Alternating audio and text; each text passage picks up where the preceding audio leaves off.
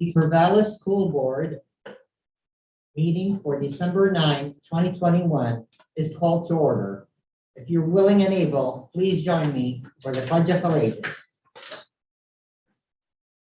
I pledge allegiance to the flag of the United States of America and to the republic for which it stands, one nation, under God, indivisible, with liberty and justice for all.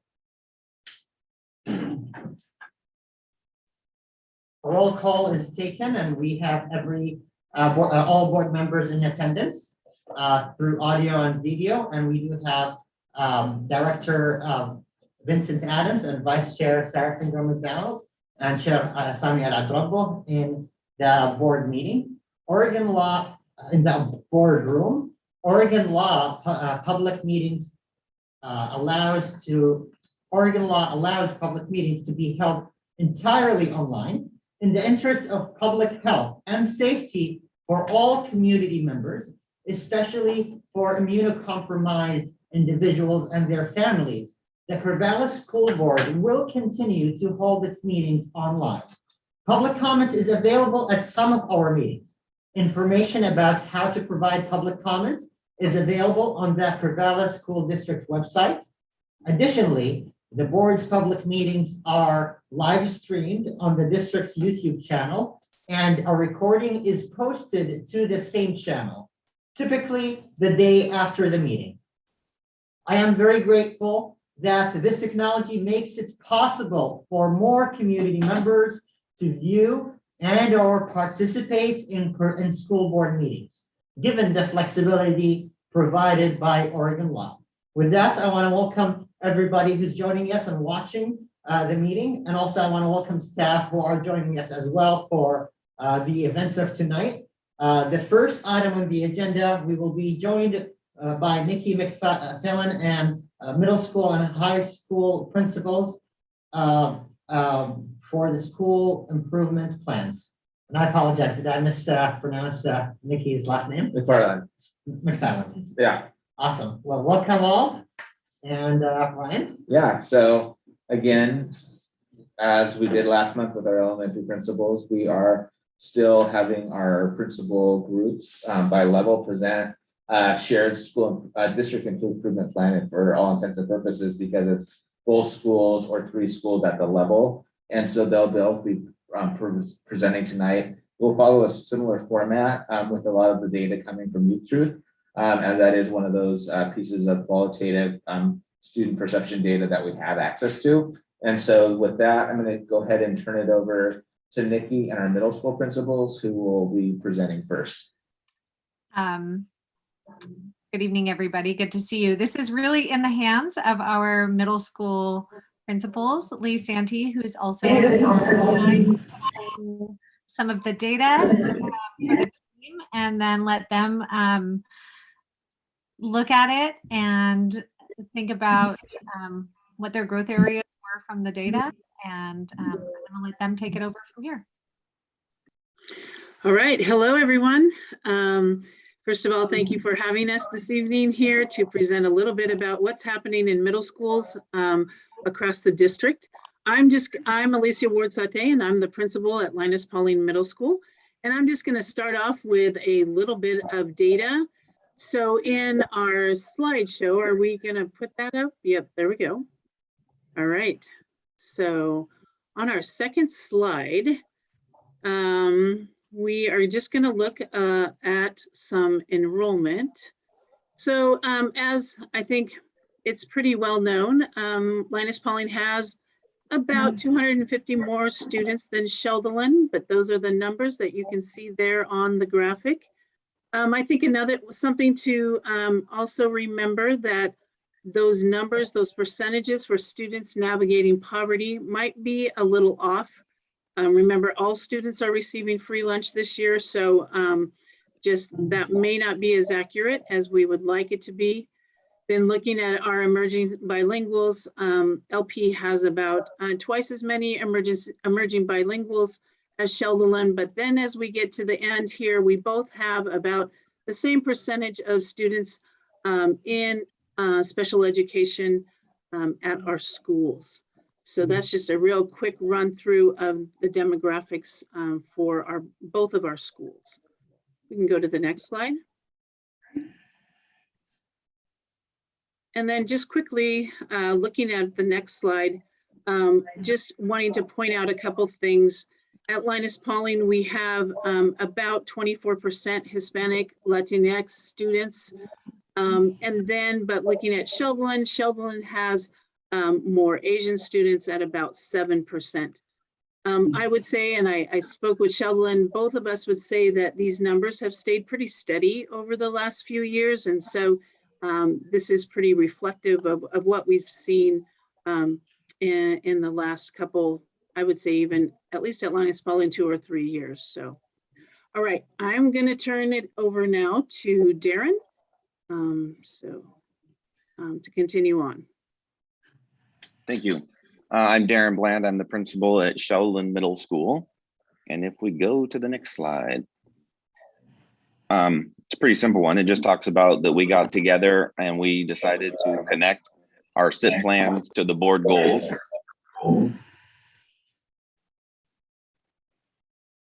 We used youth truth data as indicators, and that's where we're able to go through and have all of our students fill out the survey and use that survey to guide us in our work.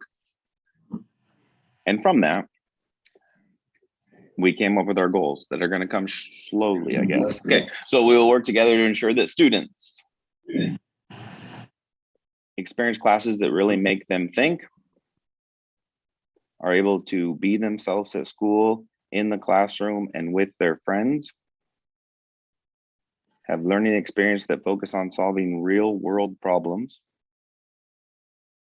and know an adult from school they can talk to, especially when they are feeling upset. And we're going to go dive deeper into each one of those as we move forward. So this is still me. Academic achievement and celebrations. One of the pieces for this, if you see right under the title, it says, my teachers explain things in a way that I understand. In 2018, we were around the 30th percentile, and the most recent data has us at the 67th percentile. That's something that we have been focusing on in the classroom and as we worked with teachers. And the next one talks about what they do in the classroom and does it really make them think. Currently, we are at 48%. Our measure is by May 2022 to get to 57%. The things that I see at Sheldon Middle School that make them think, and this is really important this year, is in our 6th grade math, where everyone is leveled together. They are doing a lot of differentiation, and that's one of the biggest things that can really strive and push that work forward so they can meet all the students at their placement and where their needs are. And then this is the second year technically, because last year during our 6 weeks in Build COVID year, we did everyone grade level for language arts as well. But being this the first year in the building doing this, it was a great opportunity for us to continue with that. And then again, differentiation, so we're able to meet kids where they are and really make them think. The gap and the difference between one student to another in the classroom has been greater than it ever has been before, which I'm sure you've heard and are aware. And so this is a high level of work for our teachers, and they're really working hard to make this happen. And I believe I throw it over to Greg. Hi, yes, thank you. I'm Greg Hyde. I'm one of the two, actually, can you go back to that prior slide? Thank you. We're just going to talk a little bit about Linus Pauling's perspective. I'm one of the 2 assistant principals at Linus Pauling Middle School. And when I think about celebrations, things that we are doing really well is having learning targets in student-friendly terms, chunking large and complex projects and concepts for students, sharing information in multiple modalities, and allowing for student discourse. And then the things we're really working on this year is to increase those low floor, high ceiling activities. So we want all students to be able to access that learning, but we also want to be able to challenge our fast learners.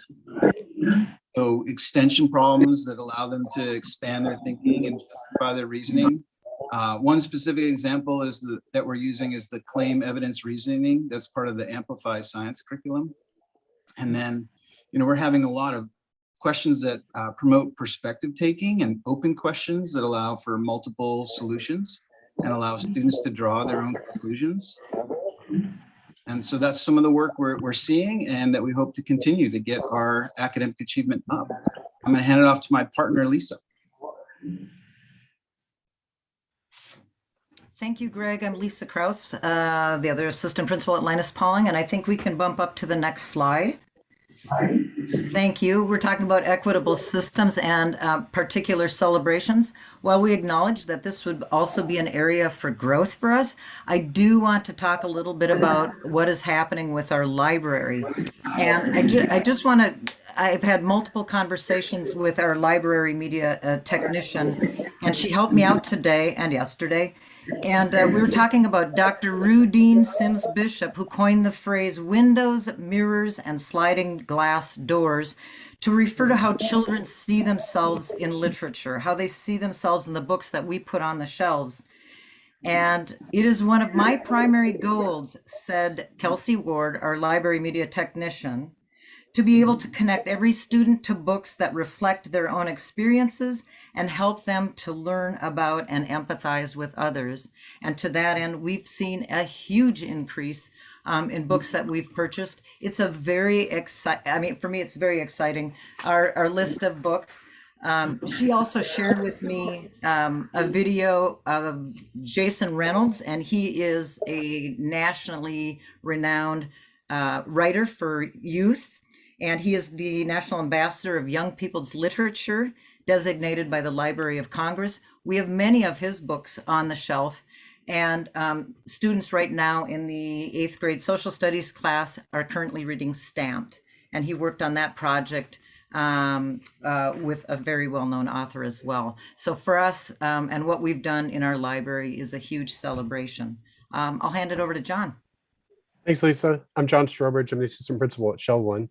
What I really wanted to speak to was really the amount of time that our district, our board, administrators have put towards our equitable systems within the last 5 years. For sure has been a really big push, and it's nice to see this data here kind of keep edging its way back up. And we're certainly going to continue that, and I really appreciate that. One thing that I'm thinking about, Lisa was talking about books, is the book studies that our staff has been engaging in at least last year. That really shows the amount of commitment that our staff have for our students and understanding different races and really having that be a focal point for a celebration as well. And I think we can go to the next.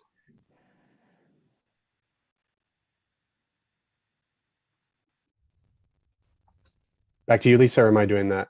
You go ahead and Okay. I'll follow up. All right, perfect.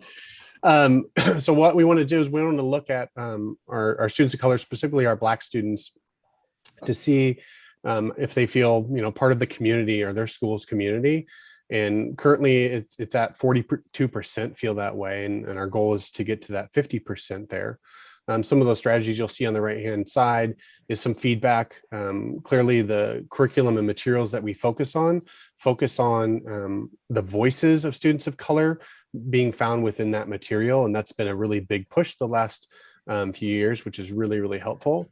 Darren spoke to this a little bit about the dropping of advanced language arts as a strategy as well, and having really more differentiated instruction to help our students really feel part of that and meet them where they're at. We can also think of math as another area, like Darren said. One thing that we're really, really focusing on is during our homeroom or equity lessons that we've been doing these last 2 years have been really targeted and really focused. Most recently on Native American Month in history. We have Speak Up for Equity as well. That's kind of out there for our school for students to really show their voice, especially being an ally to students of color. And then part of our observations is when we go is we're looking for all those voices from students in that material and how they're showing students and specifically Black students within the material. And I would just add, thank you, John. And I would just add something that Greg referred to earlier, and questioning techniques.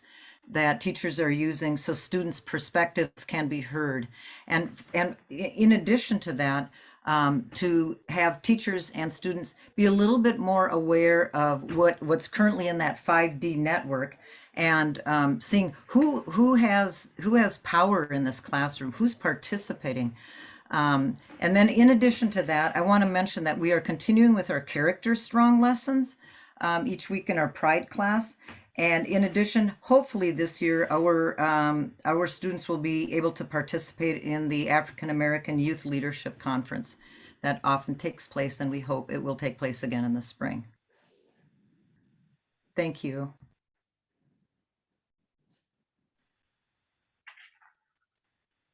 So this next part is about connecting to what you're working on in class and real world problems.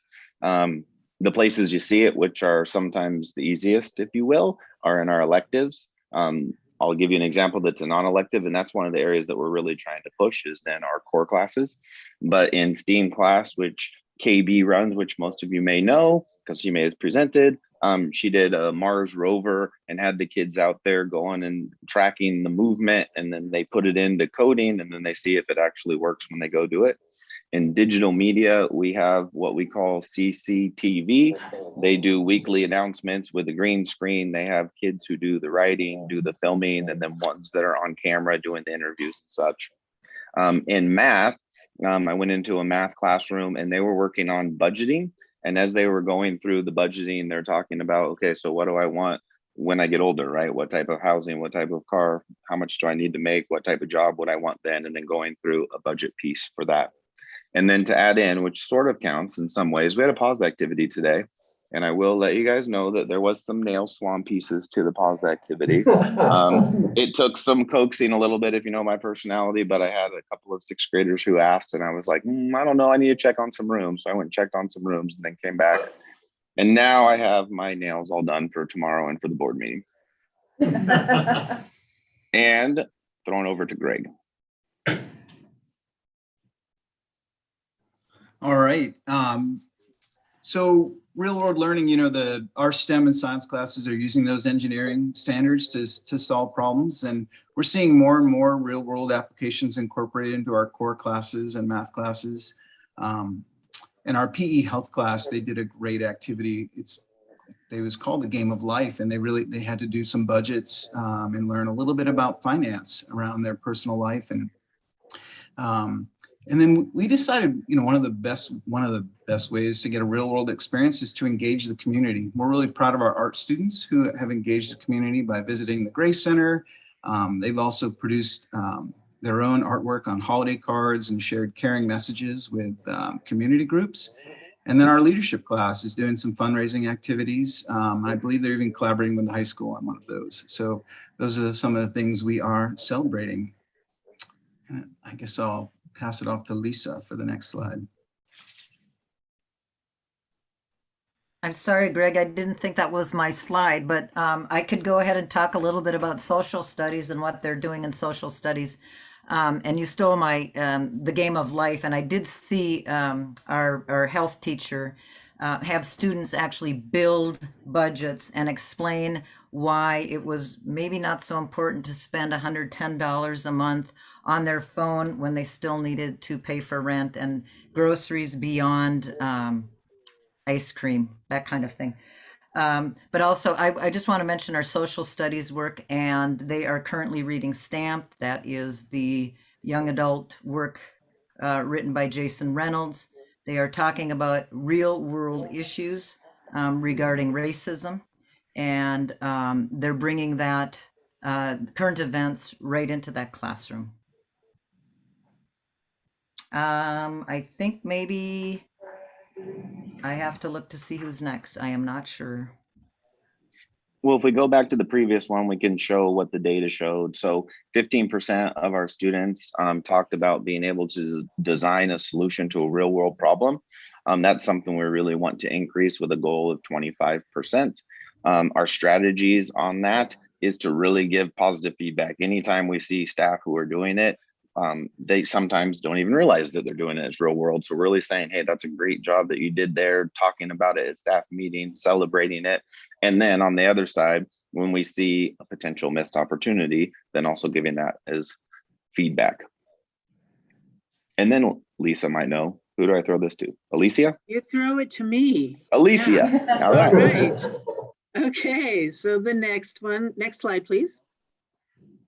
Okay, so this slide, we thought it was interesting. We had quite a conversation about it. Talking about, so this is showing how many students know someone outside of school that they can talk to, talk to about any problems or being stressed, et cetera, et cetera. And so I think it's a really good thing to acknowledge that we have students with folks outside of school that are helping and supporting, and we really appreciate that. And I think it's a good for us to know that, so that we can really focus on also providing those folks within the school to make sure that all of our students have adults that they feel comfortable talking to and reaching out to when they are feeling upset, stressed, or having problems. So that is why that slide is in here. It might seem a little outside of the box, but that is really so that we can see what's happening outside and then know what we need to do inside the school. So our next slide, please. And so what we're looking at with this is again focusing on what we will see hopefully in May of 2020. And this is focusing on our Black students who will respond, and they have an adult from school they can talk to. You can see to the right some of the strategies that we are looking at, survey to identify which individuals have trusted adults, and then connecting with individual students to make sure that there is a connection with adult. I would also say, I think working on just strong systems within the school and making sure students know their resources, know who they can reach out to, all the way from, our student center to our counseling centers to mental health therapists, our skills trainers. Also, as Lisa mentioned, the Character Strong that's being, the curriculum that's being taught, talking about really building relationships and knowing how to build those relationships with each other, their peers, and with the adults around them. Also, at both schools, continuing to encourage teachers to really spend time building relationships with students.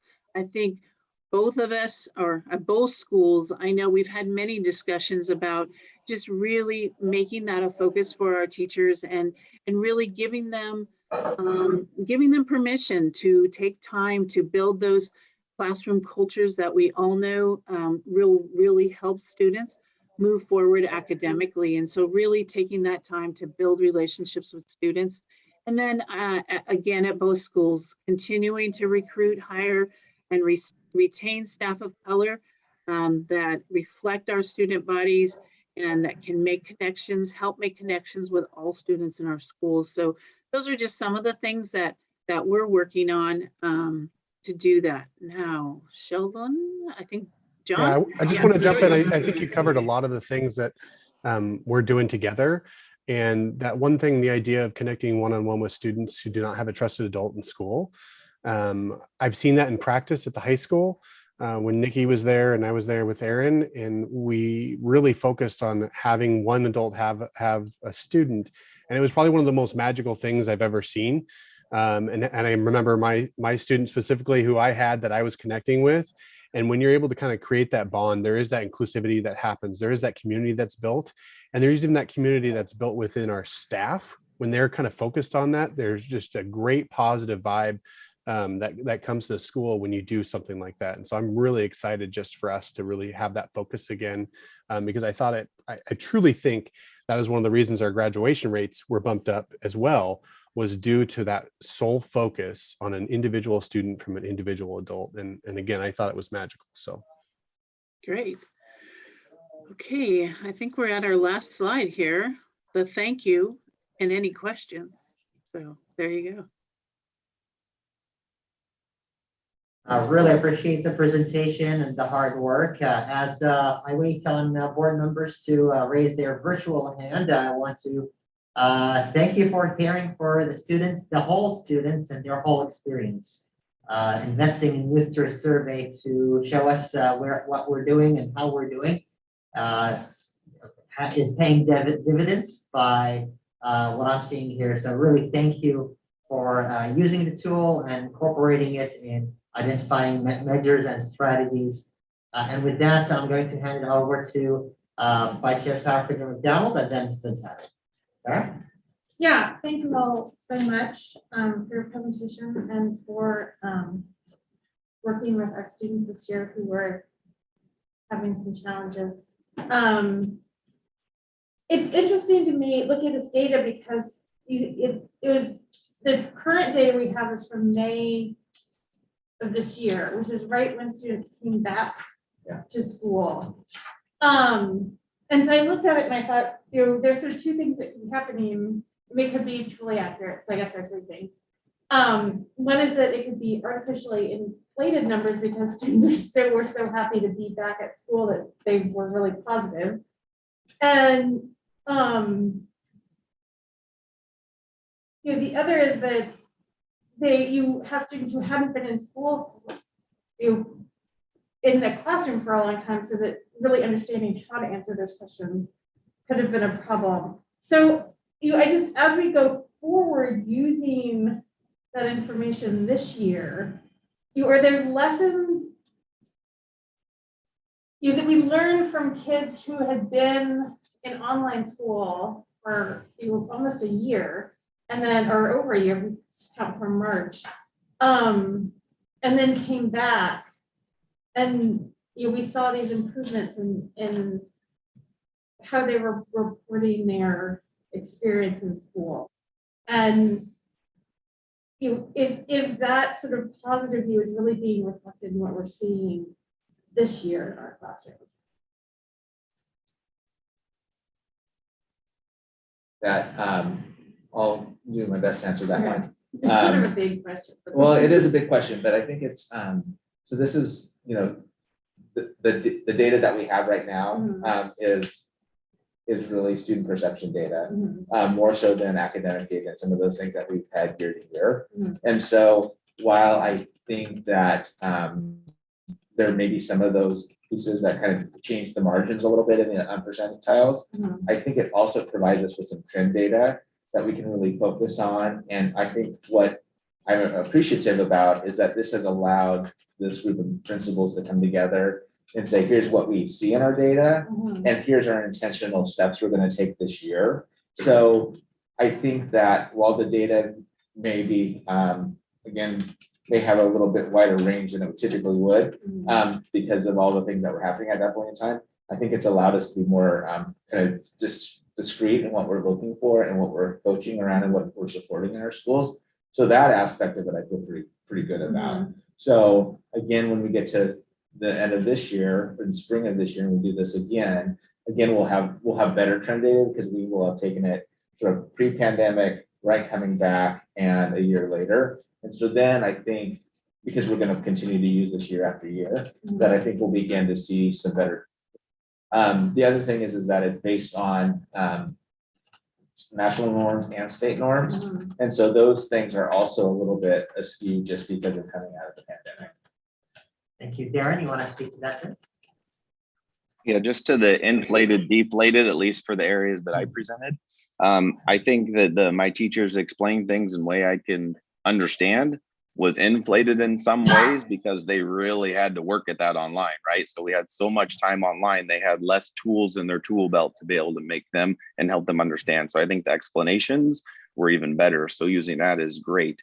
And conversely, deflated, real world learning, when you're online only, is more difficult to do, right? And so I think that number was lower when you look at it and see 15% was shocking to me for some of the things that we do, but then thinking like all the things that I see, how can you do Mars rover when you're at home? And how can you do CCTV? Like we tried to do as many of them we could, but there's not that same buy-in and ability to be able to do it. So I think there is some of that.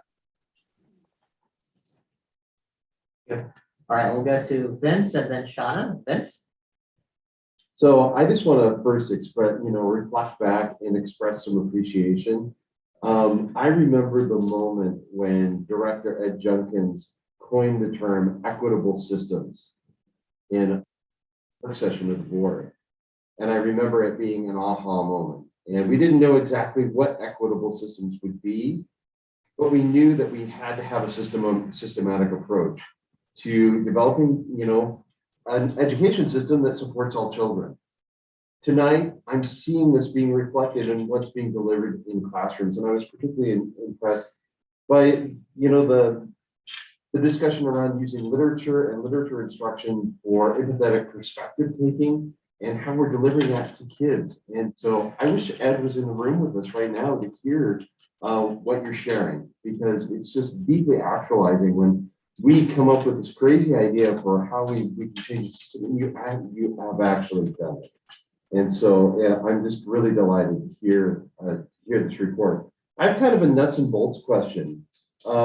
Early on in your report, you were talking about, in-grade differentiation and, maybe some challenges around that. And I want to get a sense of what does that look like? What does that look like right now? How are we doing in-grade differentiation for all our kids? How are we supporting all our kids? I think it starts with our teachers being allowed to take risks, because I think that's how they are able to do that, is really try some different things that they haven't tried before. I think there's professional development. I know there's been a group of math administrators and teachers that have been working really hard on that specific question of how to do that. And, I know Nikki's been really, really helpful with that in providing that opportunity for our teachers and our administrators to think truly now outside of the box of what we've been doing for a really long time. I'd like to approach that too, that question, Vince. I appreciate it. If I'm in let's say in a language arts class or even in the social studies class, we have access, our access to the reading materials is all online.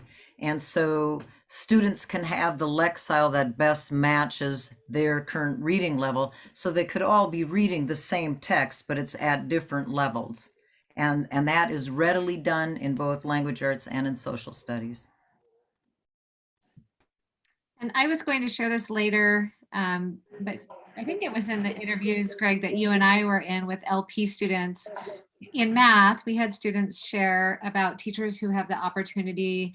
Are you ready for more? That's kind of how it was phrased at the end of some math work. And the students described that, when they got to that point of kind of getting through the day's work, they were always offered these challenging sets of problems beyond, not even just problems, but that use the same math, but use different math. And they were like, some of them I'm super excited and some are way above my level and too hard. And I enjoy just like trying to do those. So that's an example that Greg and I both just heard about this week in math. So thank you for that response. Again, for the board, you see staff responding on multiple levels, at the system level where we're building systems of professional development, and we have systems of curriculum all the way down to, the specific level, what's the assignment that we're giving to students. So just thank you for the comprehensive and detailed work that you do. It's really impressive. Thank you.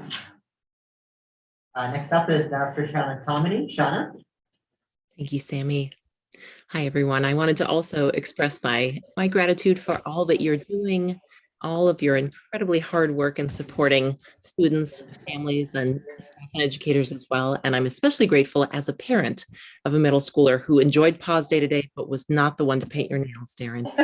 She enjoyed a different room, but I'm sure she'll be glad to know and hear about your nails and maybe even be looking for them in the halls tomorrow. So I have two questions. One, again, gratitude for the attention to equity and really embedding equitable practices throughout so many different aspects of the work that you're doing, the relationships and the curricula. One of my questions was about the metric that was focused on students, and particularly the numbers that you pulled out were around Black students, looking at whether or not they find community. And I'm curious about, for Black students in particular, as well as for others, how is student voice being used to help inform what that means for students? I noticed some of the metrics that you're looking at have to do with really looking at representation in the curricula. Is there any way that student voice is being used to really learn what does community mean to them and what would make a difference for them? So I'll pause there. That was my first question. I think one of the things that, at least at Linus Pauling, this is our first year having a safe group. And so I'm really looking forward to, as that develops and as we get going with that, is to really hear those voices in that group. Our safe group is completely made up of students of color.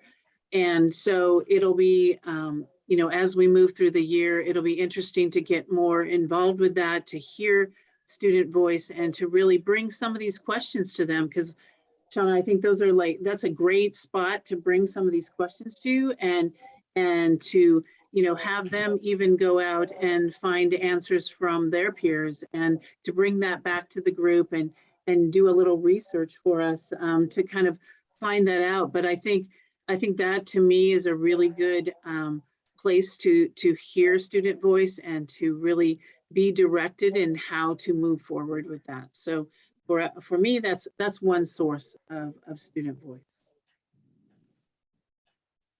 And I would say at Sheldon, we have the SAFE group as well as equity team. And we have several other clubs, and clubs is kind of where we are able to get some of that information back from kids.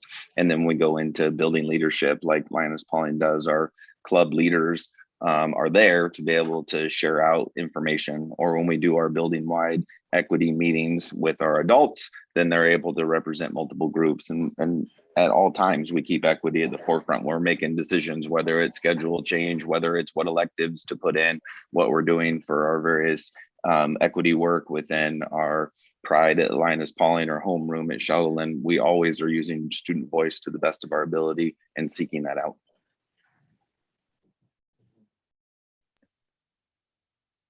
Thank you for sharing those examples. Is it okay if I ask my other question, Sammy?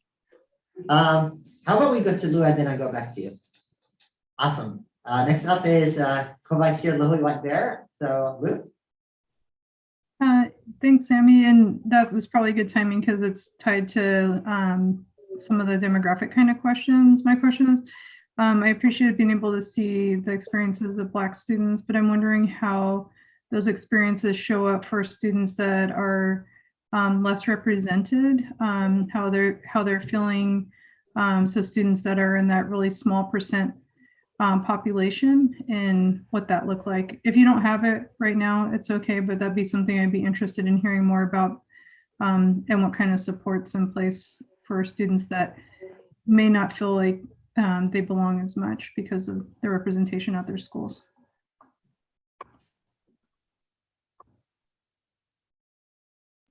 Lee, do you want to speak to that one? Yeah, I can totally speak to that. There is a number of different ways that we can look at this data, and it really comes down to asking good questions. So I appreciate that attempt to dive in deeper, and I think that is a great question back to the board in terms of what are those, what more do you want to see and what do you want to know? Because we have a lot of power in this data. There's a lot of information. And I think it is really important that we start asking those questions of, hey, I'm curious, I want to hear more about this. And then going back to how does that inform the questions that we're asking students, and trying to get more narrative, because this is very much a survey of, score 1, 2, 3, 4, or 5. But there's a lot of narrative story behind that. So I will be happy to work with the team to get more specific information on any questions you have. Okay, thank you. Yeah, I think I'm asking because sometimes it's hard to know if something's working for students that may need to feel a little bit more support. And that's where that question's coming from. It's not like a critique of the presentation at all. It's just more like that curiosity, and how are these decisions impacting students that aren't represented well, like in the student population, but also by staff and faculty, or staff and faculty. Obviously, I work at OSU, but by staff. But that's where that question was coming from, is I was really kind of thinking about students that may not feel as seen, and how that might be showing up, and also students from the LGBTQ community as well. And that was it. But thank you for looking into that in the future. And I also wanted to thank you all for the incredible work you're doing. I know you all work with a lot of students, and some schools are a little bit squeezed into over there, Alicia. So thanks for all you do for that age group. I know that's that transitionary phase too for students. So yeah. Wonderful. Back to you, Shannon. Thanks, Sammy. So the other question that I had, some of the things that we've been hearing from you and the incredible work that your staff and educators are doing relates to differentiation. And you mentioned differentiation from low floor to high ceiling, while also acknowledging that these gaps are perhaps greater than ever experienced or in quite a long time or in our history that we know of. And so I'm just curious about how educators are doing with that in terms of feeling supported, in terms of emotional labor, emotional load, also acknowledging that partnership with families is a little bit harder in this context without being able to have families in the building. So just checking in on well-being and support and what might be needed and how those needs are being met right now.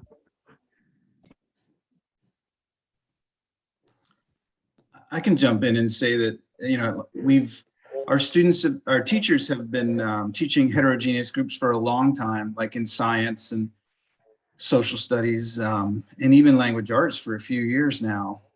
Math is the most recent change at 6th grade, where they have truly heterogeneous grouping. And so, so I'd say our teachers are pretty experienced at that.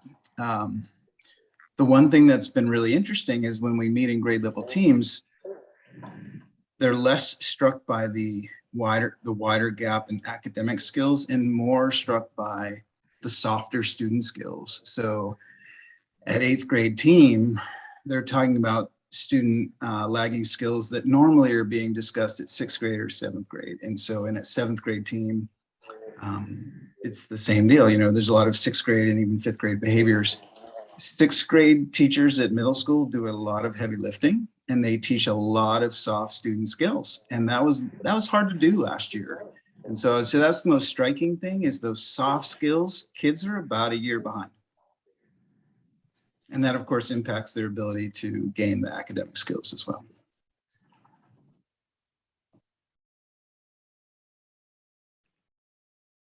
I would add that I was just going to add in that the Care and Connect that we did for our students is also for our staff. You know, as we came into this year and we jumped into school days that were pretty typical length after they had done 6 weeks in building, and then we jumped into it. So the Care and Connect and time for them was also important as much as we could give back to them. Very much appreciate the school board, the adjustments, especially here we are the day before the 2-hour early release, of giving that to them, because that is really big for them. Being able to grade and provide that feedback that really is quality for each one of the students is a higher need and more differentiation for grading than it ever has been. And then also preparing for a lesson is greater than it ever has been before, because just like Greg was talking about, never been in elementary school, but I'm pretty sure our 6th graders are working on 4th grade skills and standards, right? And we're all like moving 1 or 2 years before. So they're working on things that they never have before, you know? And so being able to do that and differentiate while also taking our 6th graders who are at 7th grade and trying to push them and also have them feel like they're challenged. So it's just a wider range. And I feel like they've gotten their groove, and I feel like we're in a different place today, very much, than we were at the beginning. And I would just add that I would agree with that, and that, you know, just kind of, I think we're having to pace ourselves this year, right? We have lots of great ideas, lots of things we want to do, but we also want our teachers to have that time to really be able to dig in and to support the students where they're at right now. And so it's just really around pacing ourselves, looking at what are those essential things that we need to work on and moving forward with that. Not throwing everything out, but really kind of looking at our systems, reminding ourselves, how can we make things easier organizationally for students, for our parents, and really moving forward in that sense, to really kind of remind ourselves all of those things, and helping, like Greg was saying, helping kids with those soft skills, to be able to move forward. So it's about pace, and it's about just maybe slowing down just a little bit. Thank you all. Really appreciate it.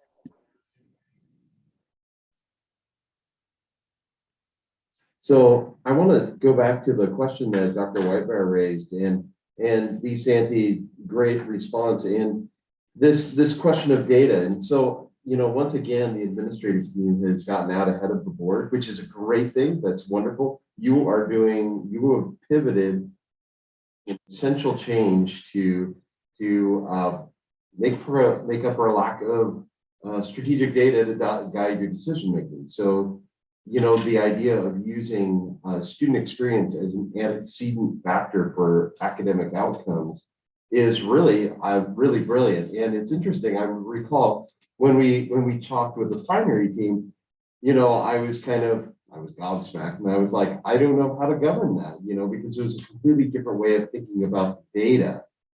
And so I think that needs to be a deeper conversation. Clearly the board, I don't think we're still just trying to get our heads wrapped around this. And I think I'm thinking about our strategic planning that we're looking forward to. Clearly, this is a strategic change for the district. I think it's brilliant, but I think as the board navigates this, I think it's really essential that we have the administrative team and our educators alongside the board to support us as we learn about this and incorporate it into our governance framework. So thank you. And that's just kind of a note for the superintendent, but yeah, brilliant work. Yeah, just to respond to that, we have Kristen Miles coming back in January from OSBA to continue that community engagement component. And then in February, Lee and Lori and I have been meeting and looking at the youth group data as well as initial STAR data. And by then we will also have graduation rates from last year. So we've been working to put together a presentation to bring to you in February. Perfect. Great setup for thinking about what the next few years are going to look like. Well, with the 50 seconds I have with middle school principals and assistant principals, I want to say thank you for your time. Thank you for your efforts and for caring about the students and about for caring for the teachers and staff. You're doing phenomenal work. This journey is really hard. Kids in middle school, as everybody will remember these days, with so many things.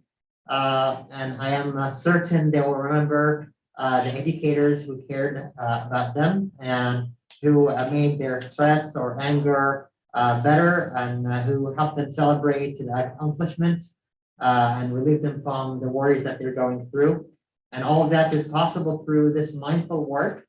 As I talk about stress, anger, or celebrations, we can't quantify those. But the way that we're doing this, we're measuring it, we're building strategies, and we're helping students to have a better experience. And I'm very, very proud to see this deep analysis and work and the engagement of the board asking you those questions. And we're fully in support of what you do. Thank you very much. And with that, we will shift gears to high school presentation, and we have 45 minutes for that. Sounds good. So those middle school folks, have a great evening and thanks so much. Have a good night. And Nikki, don't go anywhere. Thank you. Yes. Thank you. Saying bye to them. All right, so we're going to turn it over to our high school team now to share as well. And just like middle school, I'm going to let them just take over. And I'm not All sure right. who's starting, so I don't have. I'm anybody to starting. ask you. All right, perfect. Good evening, and thank you for having us. As you know, this has been a challenging year. Our staff has been working very hard through this pandemic, and I do want to acknowledge that.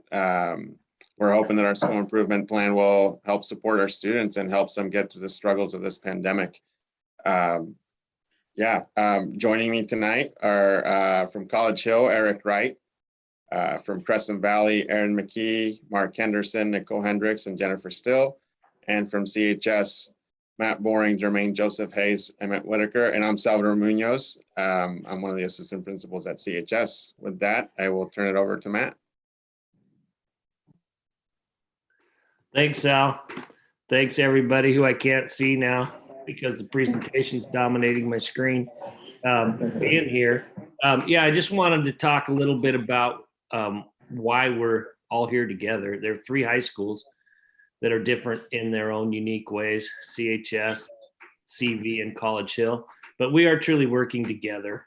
And if you hear anything different, it's not true. I talk to Aaron 2 or 3 times a week, some weeks 2 or 3 times a day. We are just trying to navigate this craziness together, and it's super collaborative. I call Eric Wright all the time. We are invested in our College Hill kids. We are celebrating their successes. We are commiserating on the challenges and coming up with plan C, D, E, F, G, H, whatever, to help these kids graduate. It is a very collegial and positive and collaborative environment. I love that. To give you a few examples that are concrete, this year we have an 8th period orchestra class at CHS, which the Chris James has agreed to travel over to do to mitigate travel back and forth for our kids. Super collaborative.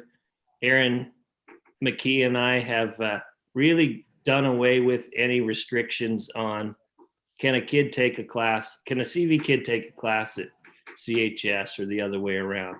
There were some pretty restrictive policies in place that weren't student centered, and they're gone. We just get on the phone, talk to each other. Yeah, we'll take that kid, bring her over, bring them over, bring him over. Doesn't matter. So it's really, really positive, and I really respect the administration at the other schools, and we truly are in that together. So there you go. Next slide. Thanks, Matt. I just wanted to remind everybody there's 4 high schools in the district. We forgot about Corvallis Online there. Sorry, Mark. But I will say that I really do appreciate working with Matt and Aaron as we, transition kids in and out of Corvallis Online to find what best fits for our students. So just like the middle school, we're going to take a quick look at some demographic data. Keep in mind that, again, students navigating poverty, those numbers are likely underreported because of the universal access by all of our students to the free lunch.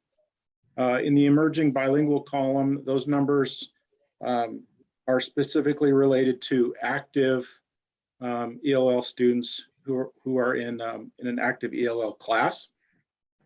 And then the students or the students who are on IEPs, all of our numbers are very similar.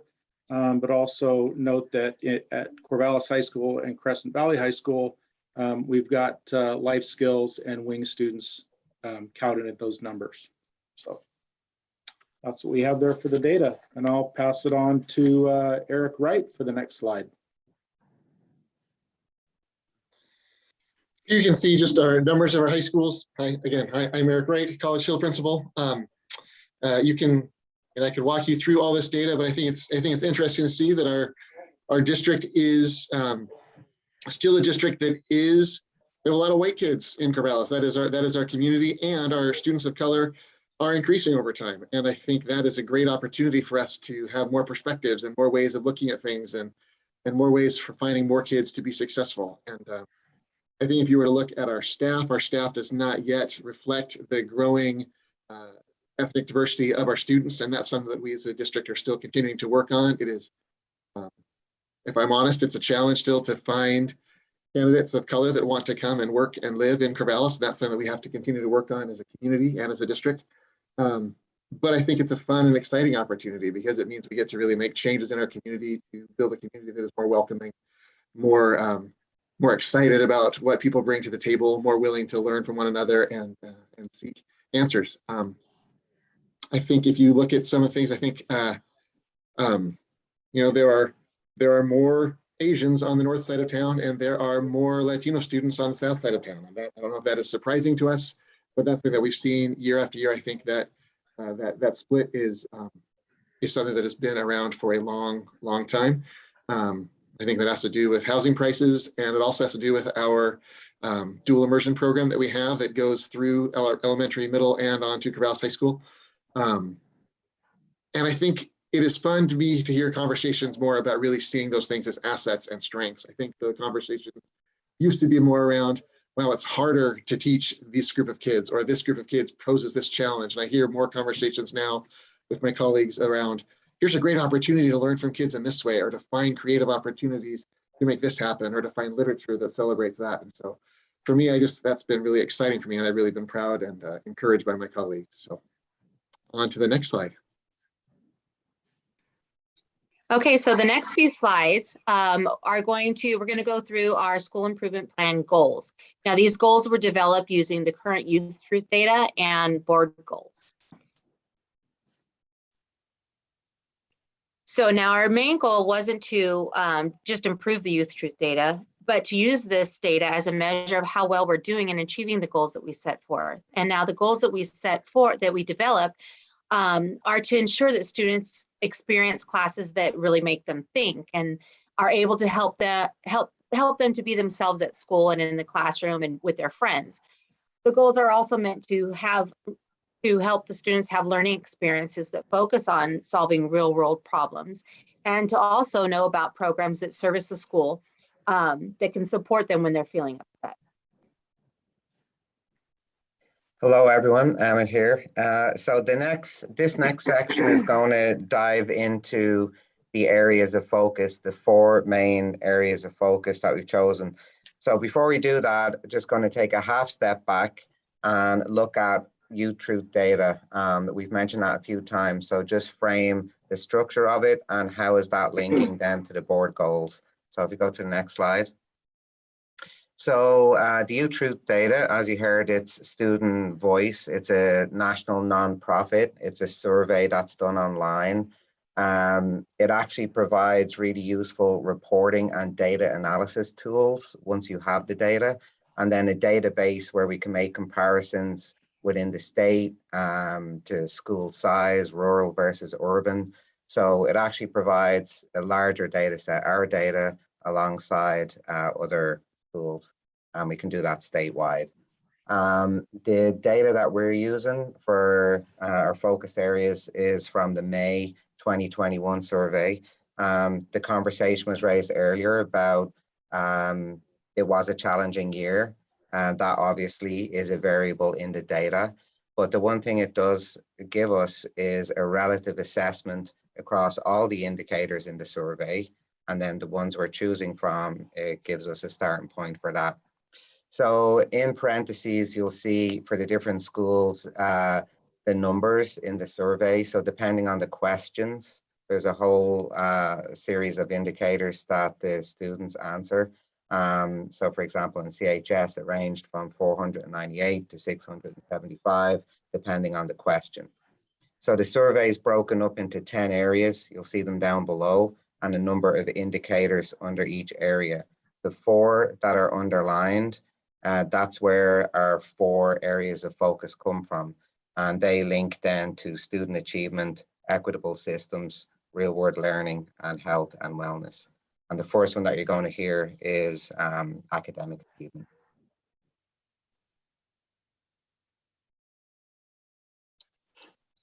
Okay, our academic achievement goal, much like the middle school, is to provide as many opportunities for our students as possible to have experiences that really make them think.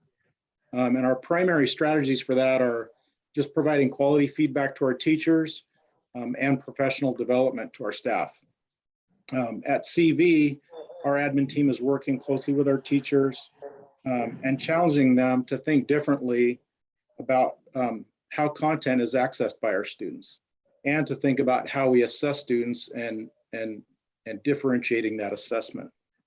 One example at CV is one of our teachers outfitted the room in wall-to-wall whiteboards. And so at the very beginning of each class, the students come in, they're all in groups, they each have a role, and they immediately start solving problems on the whiteboard. And it was such a joy to watch them because they're interacting with one another. They're helping one another. They're teaching one another, supporting one another. And then with that same teacher, she's now experimenting with group projects in place of standard written assessments. And I think this is just going to really help our kids think more creatively, think more collaboratively, and really have some great experiences. Matt? Oh, yeah, I'm up. And I'm not talking about this slide. I'm still talking about academic achievement. But I just want to say a couple things. Mark, I do acknowledge you as a high school for Corvallis Online. And the same thing goes with the collaboration piece. We set up some parameters around if a kid can transfer from Corvallis Online back to the homeschool, vice versa. And but really, as the year has played out, and it's been a challenging year, as Sal mentioned at the beginning, we take individual kids into account and their stories, and it's been great working with counselors and Mark to find solutions that really help kids. So I feel bad about that omission, but know that that's part of that collaboration. And I think the example I want to use to talk about academic achievement also harkens back to Wright's comment that he made about, sometimes certain types of kids can be termed difficult to teach and that kind of thing because of what they're bringing to the classroom and whatever.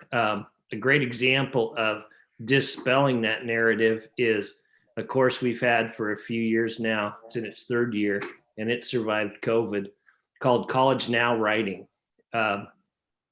There's been, we've offered writing 121 credit at both high schools for a long time, but it's mostly been in an advanced placement course that really wasn't accessible to a whole lot of kids. And Bonnie Arning, one of our teachers, said, I think I can help any kid achieve writing 121 credit. I want to create a course that has no prerequisites. We will take anyone, I will take anyone, and I'll make it work. And that's what's been happening. And, and this isn't a mystery. When kids have a little bit of say in what they write, if they can write about what interests them, you know what? Most of them can write, and they can write at a level that deserves college credit. So that's been a great thing. And I would piggyback on that. Going into the next school year, we are eliminating our lowest track of language arts classes. We will differentiate within the classroom and get rid of that. And we really think that in terms of academic achievement, every kid deserves a class that will challenge them and actually make them think. And so that's my example. Ties into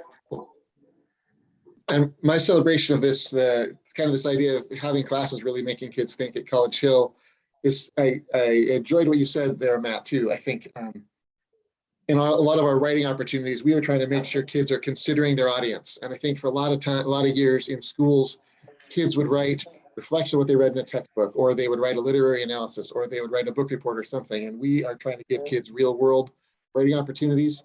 And like Matt said, when kids are bought into what they're writing, their writing skills emerge in really exciting ways. And one example that was really concrete, in our government classes, towards the end of the class, each student has to write a letter to a senator about an issue that they want to advocate for. And I'll share with the board that someday, but this, I just have in front of me a letter that one of our students, Juan Padilla, wrote to Senators Merkley and Wyden about advocating for the continuation of the DACA program. And it's an amazing piece of writing that he wrote that looks really globally, looks really personally at his own story, and then also is really a call to action. And I just think, again, when we can help kids have writing that considers their audience, that they can take and make something that is personal, their writing skills really emerge, and they really get to think about not only what they're writing about, but also who their intended audience is, And I think that's a skill that's really going to take them forward, both in their thinking and also in their improvement as writers. And so I love when we can have that opportunity to do writing that is real and concrete and not merely academic. So.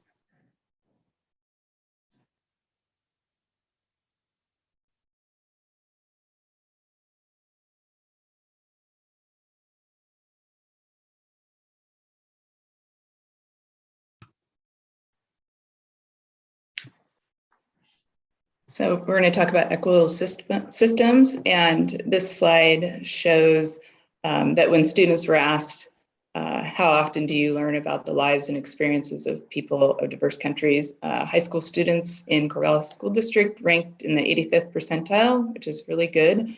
It's well above the state average. There's 50 Oregon schools that use youth truth data to just give you kind of perspective, and the average was the 75th percentile of all the schools nationwide who use youth truth data. So that is a celebration.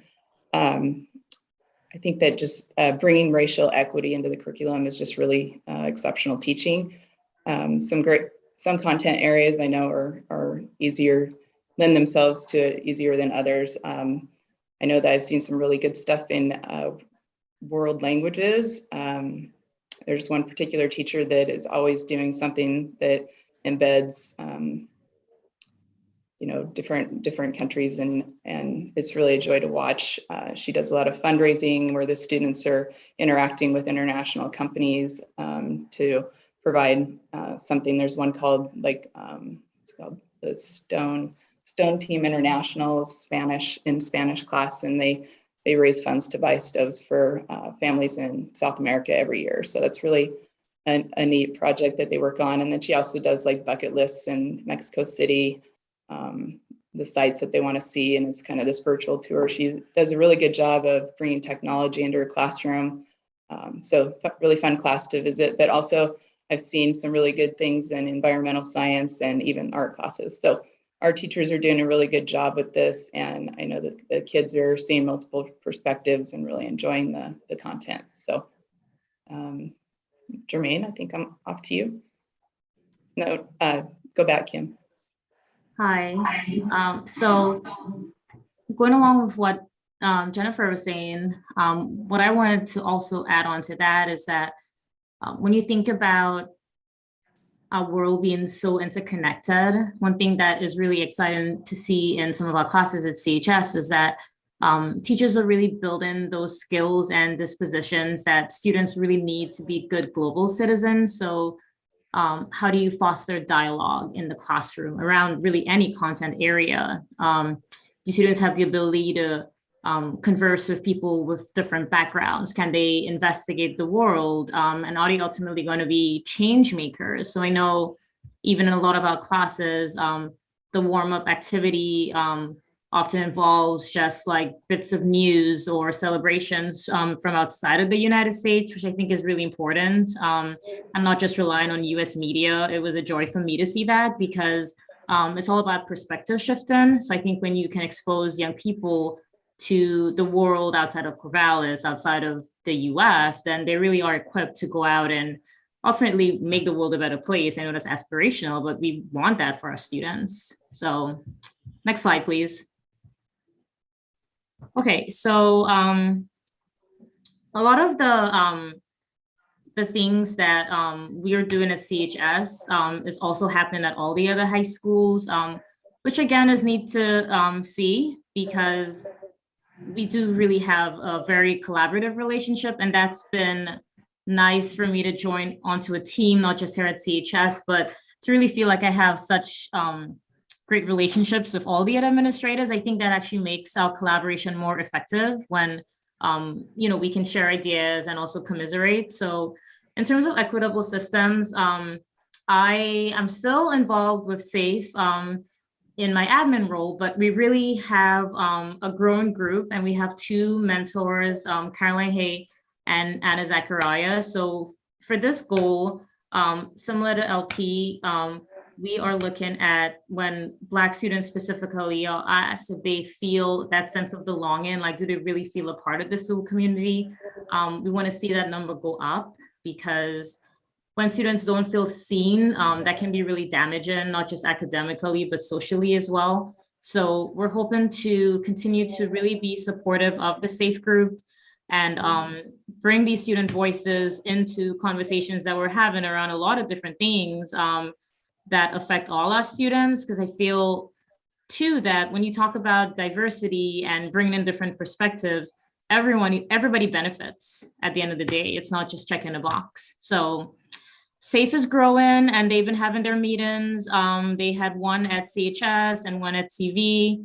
And it's all the schools coming together and having that space. At CHS, one thing that's been new this year as well is we are using our advisor periods to do equity lessons. So these have actually been developed really collaboratively. So our equity team is made up of admin and teachers, and these lessons are really tailored for our students. And when we meet as a whole staff, we're actually able to go through the lessons and before delivering them to the students, because I feel like that also allows some internal work that needs to actually happen to deliver the lessons with fidelity and really ultimately to infuse this work into everything that you do as an educator. So again, it's not just checking the box, it's also taking these steps to hopefully someday not need an advisory period to do this work, because it's going to be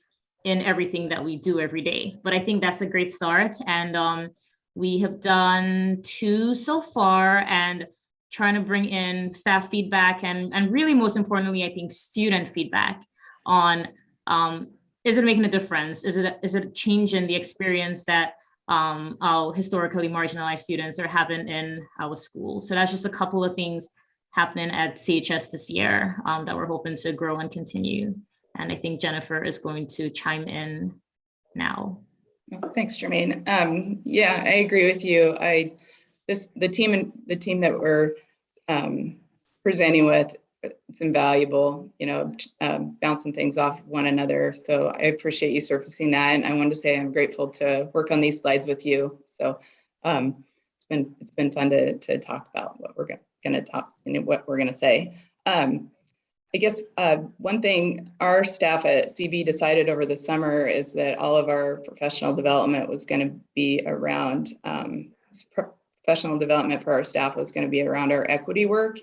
I think it's really important, and we've really spent a lot of time so far this year being intentional and thoughtful about how to deliver that. So that's been good work. We have a new equity TOSA this year, Julia Blue Arm, who's done a fabulous job. She left off. Christina Stone did it last year, and Julia has done a great job of picking up where Christina has left off and really extending us and pushing our staff where we need them to go. So that's been great. And Marcianne Rivero Cucci has been a great support too. So I just wanted to give a shout out to those guys. So Julia also advises the Black Student Union, Latino Unidos, and she is a SAFE coach. And so it's been a pleasure to kind of partner and work alongside Julia. She's an extremely thoughtful person, so I've learned a lot. So in addition to doing equity walks and looking for things in our classroom, observing lessons, one thing that I've been thinking about, and I've been having conversations with both Julia and Marcianne and student leaders, is I appreciated the question from Shauna earlier, because this is what I had intended to say. So I appreciated that. We're looking at where, what groups of students do we have where mostly white students are represented, because we know that representation matters. And so those conversations have just started. And, I know these slides are focused on our Black students, but we're really talking about BIPOC students and where are they represented in our leadership groups, our student leadership groups, and how can we, I guess, get the information from each group back and forth and still maintain the integrity of especially our SAFE group, because I know that's kind of a tricky thing to do because the power of the safe group is the integrity of the group and the privacy of the group. And so been working with some student leaders who actually are members of the safe group and core council and leadership class, and trying to talk about like, how do we shift some of that information, some of that membership and representation, and still keeping the integrity of that group. So that's on the plate right now. And we are making sure to have the voices of our Black students and our equity lens questions at the center of that. So those conversations are just getting started. It's very exciting work, and I'm very happy about it. I think that that's going to be a very productive conversations, and hopefully we'll be able to move the dial on how BIPOC students feel a part of the school community.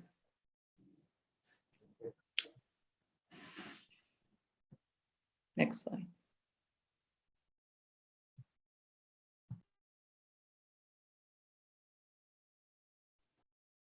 Okay, real world learning. I know that I'm one of the 3 people that's going to speak on this one. I'm Aaron McKee. I'm the principal at Crescent Valley High School. And a lot of what I'm going to speak about is, I'm sure, going on in all the other schools, and some of that I can speak to. For example, our career and technical education programs, those are obviously lend themselves to real world learning, but we have construction going on at our school that is allowing for greater ability to do welding and autos. And I know that we're working with College Hill and Eric Wright and Kevin Skillings to have the students and programs that they have there to come over and use that space. And so it's an underutilized space, and that's a great opportunity for that space to be used. And we think of students in Corvallis School District as all of our students. It doesn't matter where they happen to go to school for most of their time, but they're all of our students. And when Matt speaks to the relationship that we have, that's the way we look at it. And it's really a lot of fun to work with the other schools in Corvallis. So some other things that we're doing, our science and engineering program that we have, part of getting the demographics. I know that there was a question earlier about students that are historically underrepresented in the middle school presentation. There was a question about, what are you doing for students that are historically underrepresented to feel like they belong in different places? And I'm going to answer that a little bit with what I'm sharing here. So in our science and engineering, we have 2 instructors, Stephanie and Adam, and these 2 instructors each year invite middle school age students to come up and see the programs and see the students in the program. And when I was first working at Crescent Valley, we would have an idea class, which is the intro to engineering class, that have 60 students in it, and it may have 5 female students in the class. And there's still a lot of room for improvement, but it's about 1 out of 3 students in the class now are female. And I think that's because students are coming up. There's a field trip. It's hard to do that during the COVID time, but a field trip of middle school students coming to Crescent Valley and seeing other female students or other students of color in the class and feeling that's a place that they belong, and they're taking those classes. And then also having an instructor, one of the instructors, Stephanie, does our welding and metals. And that helps with getting representation that's more diverse in a class when the instructors are like that. So additionally, we have culinary, and that's a program that we have had students from Corvallis High School come over. This year, our numbers were limited on how many students we could take, which was unfortunate. And then the Health Ox is health occupations, where students learn about all different kinds of programs that are in the community that have to do with health profession. And we have 2 health oc classes, and we have 2 because I think we have I think either 14 or 18 students from Corvallis High School coming over for that program as well. And of course, they see what's really going on in the community. And field trips, once again, we're not able to do those. That's a big part of those classes. And I'm hoping that opens up so these kids can get out in the community and see what's going on. And then in our other classes, like the world language, I know that Jennifer mentioned some stuff that's going on in there.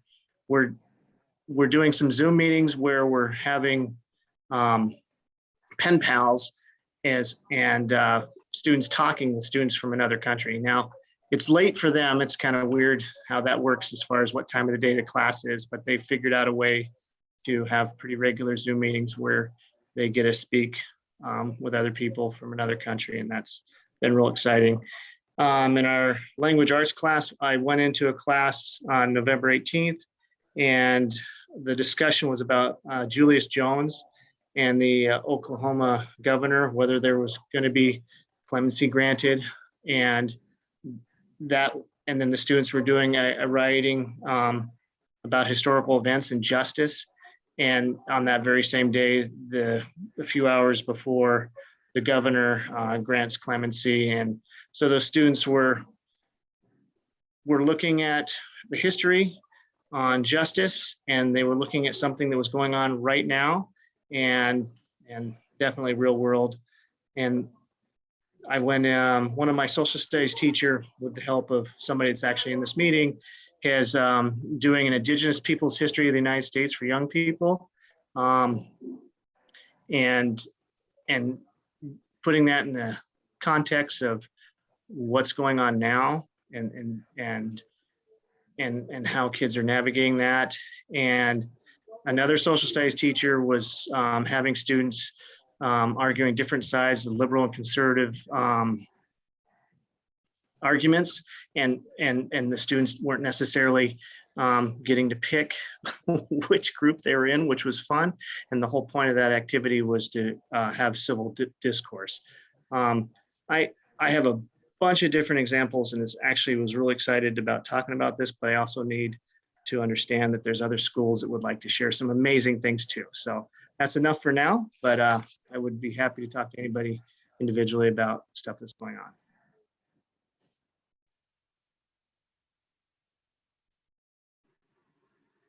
Go ahead, Aaron. Oh, go, Matt. You can go. All right, I'll go. Yeah, I'm going to give a couple examples, and some of it kind of piggybacks on what Jermaine was talking about. Our goal ultimately is not to just talk about racial equity in an advisor group once a month. We think that it should be incorporated into any class, anytime, because that is just reality. I happened to be in a classroom observing Lindsay Ford, a science class, and they were talking about the effects of the human impact on climate change. And no matter what you really think, it's obviously something that is real. And she was talking about, she used Portland, Oregon as an example. And it was really interesting because it was very timely. She talked about the heat dome of last summer when it was in the 100 and teens in Portland. And she started the lesson showing a video of the decision to make I-5 how it was back in the whatever that was, I don't know, 1950s, whenever. And a very deliberate decision to sort of redline the entire city of Portland, Oregon, between the northwest side and the northeast side. So pretty compelling piece of history there. And then she showed some research by a Portland State professor from last summer, and he was measuring ground temperature during that heat wave, that heat dome. And he picked two very affluent neighborhoods in Portland, northwest Portland, and two less affluent on the east side of I-5. And the ground, and he was measuring ground temperature. Ground temperature in the affluent neighborhoods was 99 degrees on a day when it was 113. That was just the temperature. And on the other side of town, 160 degrees. And the next part of the assignment was to use Google Earth imagery and look at those neighborhoods. And the neighborhoods where it was 99 degrees and the elevation was about 500 feet higher, it's all trees and parks. The other side of the freeway, it's just all concrete and asphalt. And she was able to teach what she was trying to teach around climate change, around climate degradation, but also incorporate seamlessly some really real issues about racial equity that aren't just happening, you know, somewhere in Alabama, but in Portland, Oregon.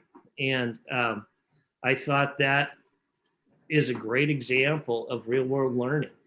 Another one, I was in a social studies classroom, Ross Durfelt was using the Avid Strategy philosophical chairs, where he poses a question and kids have to physically move to one side of the room to represent their opinion about it. And the question was, should the government regulate social media? Well, that's relevant right now. And so kids had to be yes or no. And then the next step is kids talking about it.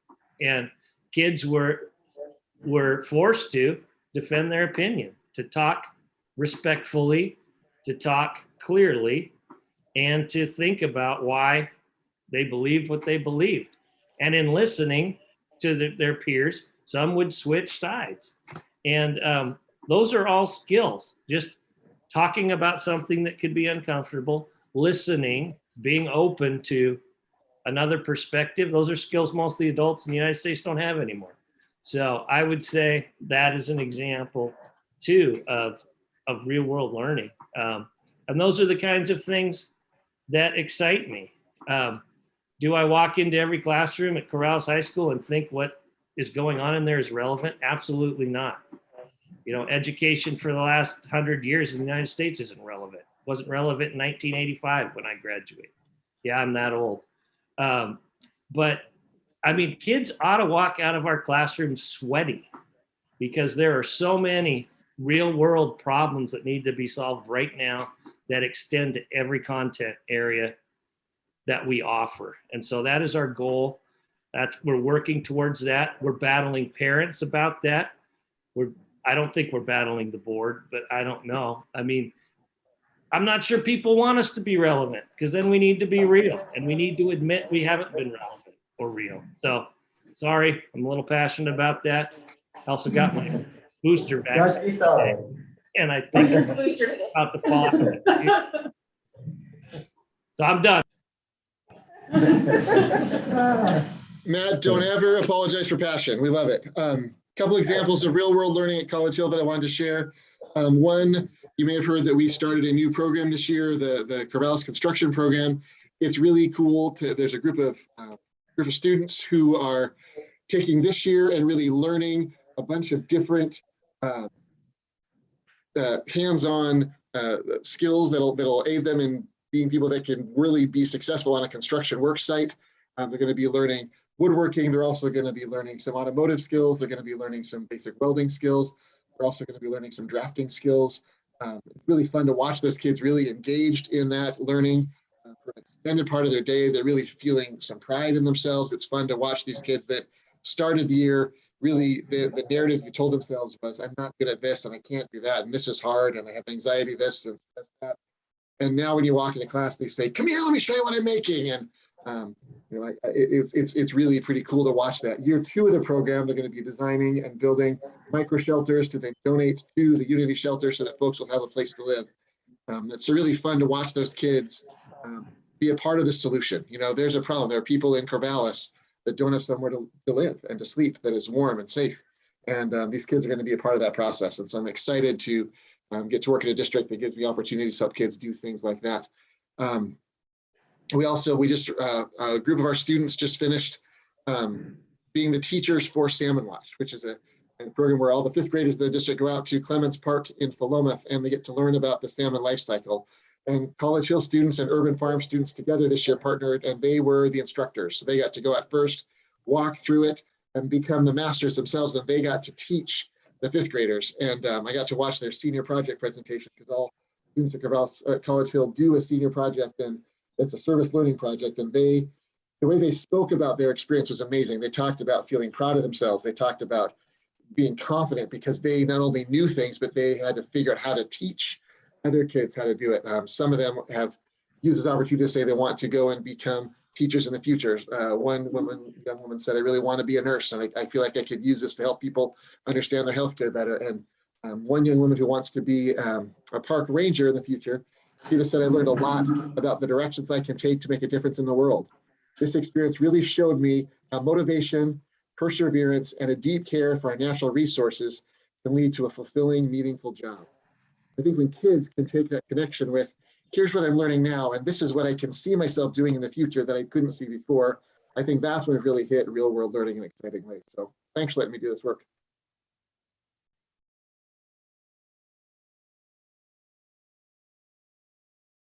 One other thing I did want to say, I want to give a big shout out to Aaron, who is an unbelievable problem solver, because when we were trying to think about doing things like automotive and welding, I don't know if you've been to College Hill recently, we don't have a phenomenal welding lab or automotive studio, but Aaron said, we got a space. We got to figure out how your students, who are our students, can come over and use it. And the answer was yes, right away. And as just a partner in education, it was really fun that there was no sense of, this is our space and maybe there's a chance you could use it. It was very much, welcome, we want to partner. These are our kids together. So thanks, Aaron, very much.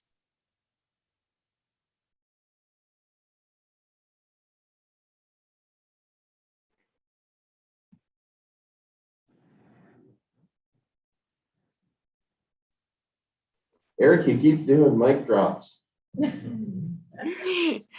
Okay, so our next few slides pertain to our goals around health and wellness.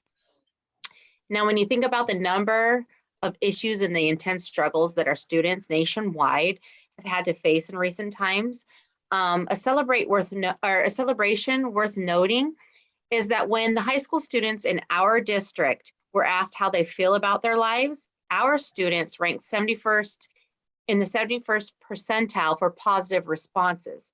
The statewide average fell within the 55th percentile with respect to the districts nationwide who participated in the Youth Truth Survey. Now, this isn't to say that we don't need to continue to improve in this area. There will always be room for improvement in this area. And so our goal in this area revolves around having students being able to know where to go for help and when they're feeling stressed and where they're feeling struggles. Next slide.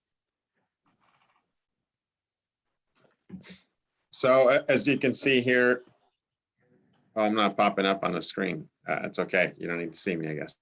The 31% of students responded that when they feel upset, stressed, or having problems, their school does not provide the services to help them. And that was a drop from the 2019 survey, which was 38 at the time. We're aiming to get back to 38 and hopefully go higher than that, because we feel like we should be providing these services to our students. So some of the main strategies that we're going to implement for to get this increase is we want to expand on the mental health supports provided to the students. Currently, both schools have school counselors that have the open door policy where students can go and receive support from them.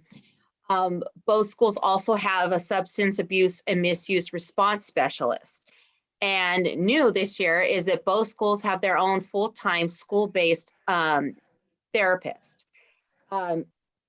CV has a counseling intern, and both schools have the Sources of Strength program in the school. At CV this year, we're dramatically improving the delivery model of our Sources of Strength program by embedding aspects of the curriculum into their freshman success classes. We also hosted an adult training in October, and we will be hosting a peer leader training in January.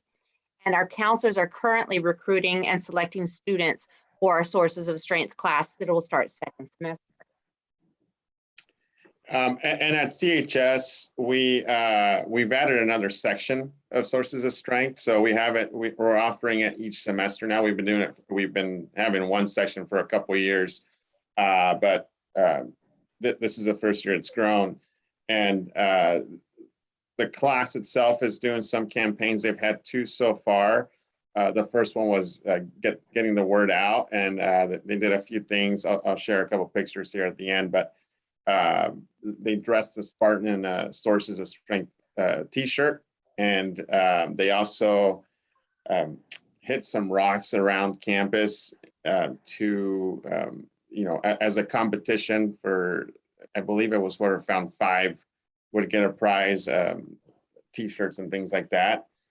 They also had a message in the daily announcements for that week and provided posters for the classrooms. The other thing, the other campaign they did is, what are you thankful for? And during lunch, they had some of their students out at a table, and staff and students were invited to write on a sticky note what they were thankful for. And then they created a mural with that. And just so that you all know, Sources of Strength is research-based, and it's to prevent suicide and to help with to prevent abuse and alcohol and drug abuse as well. And so that's a pretty powerful program right now for our students. We're looking to expand this, and really, I'm gonna get ahead here, but we'd really like to see it at the middle school level as well. I've reached out to Sources. They do have a bilingual curriculum in the works right now, so that'd be great, especially for LP to implement if possible. And they're providing trainings for peer leaders as well. We want to grow it similar to what Avid has been, where everyone can use it and take parts from the wheel. For example, our Winter Smiles program that we're running right now, that could fall under generosity on the wheel. And that's how we want to start growing it and promoting it. Where if a different group, let's say the Green Club wants to do something on, what is it, healthy? What is it? I'm drawing a blank here. I got to look at the wheel here.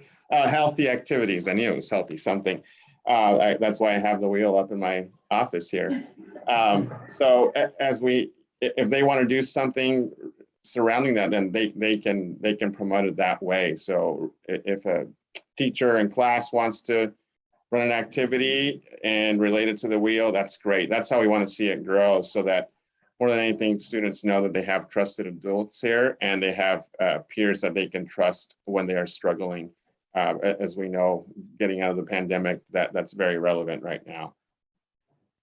And that you can go to the next slide. I just wanted to show the 2 of the things. You can't see this on the shield here for the Spartan.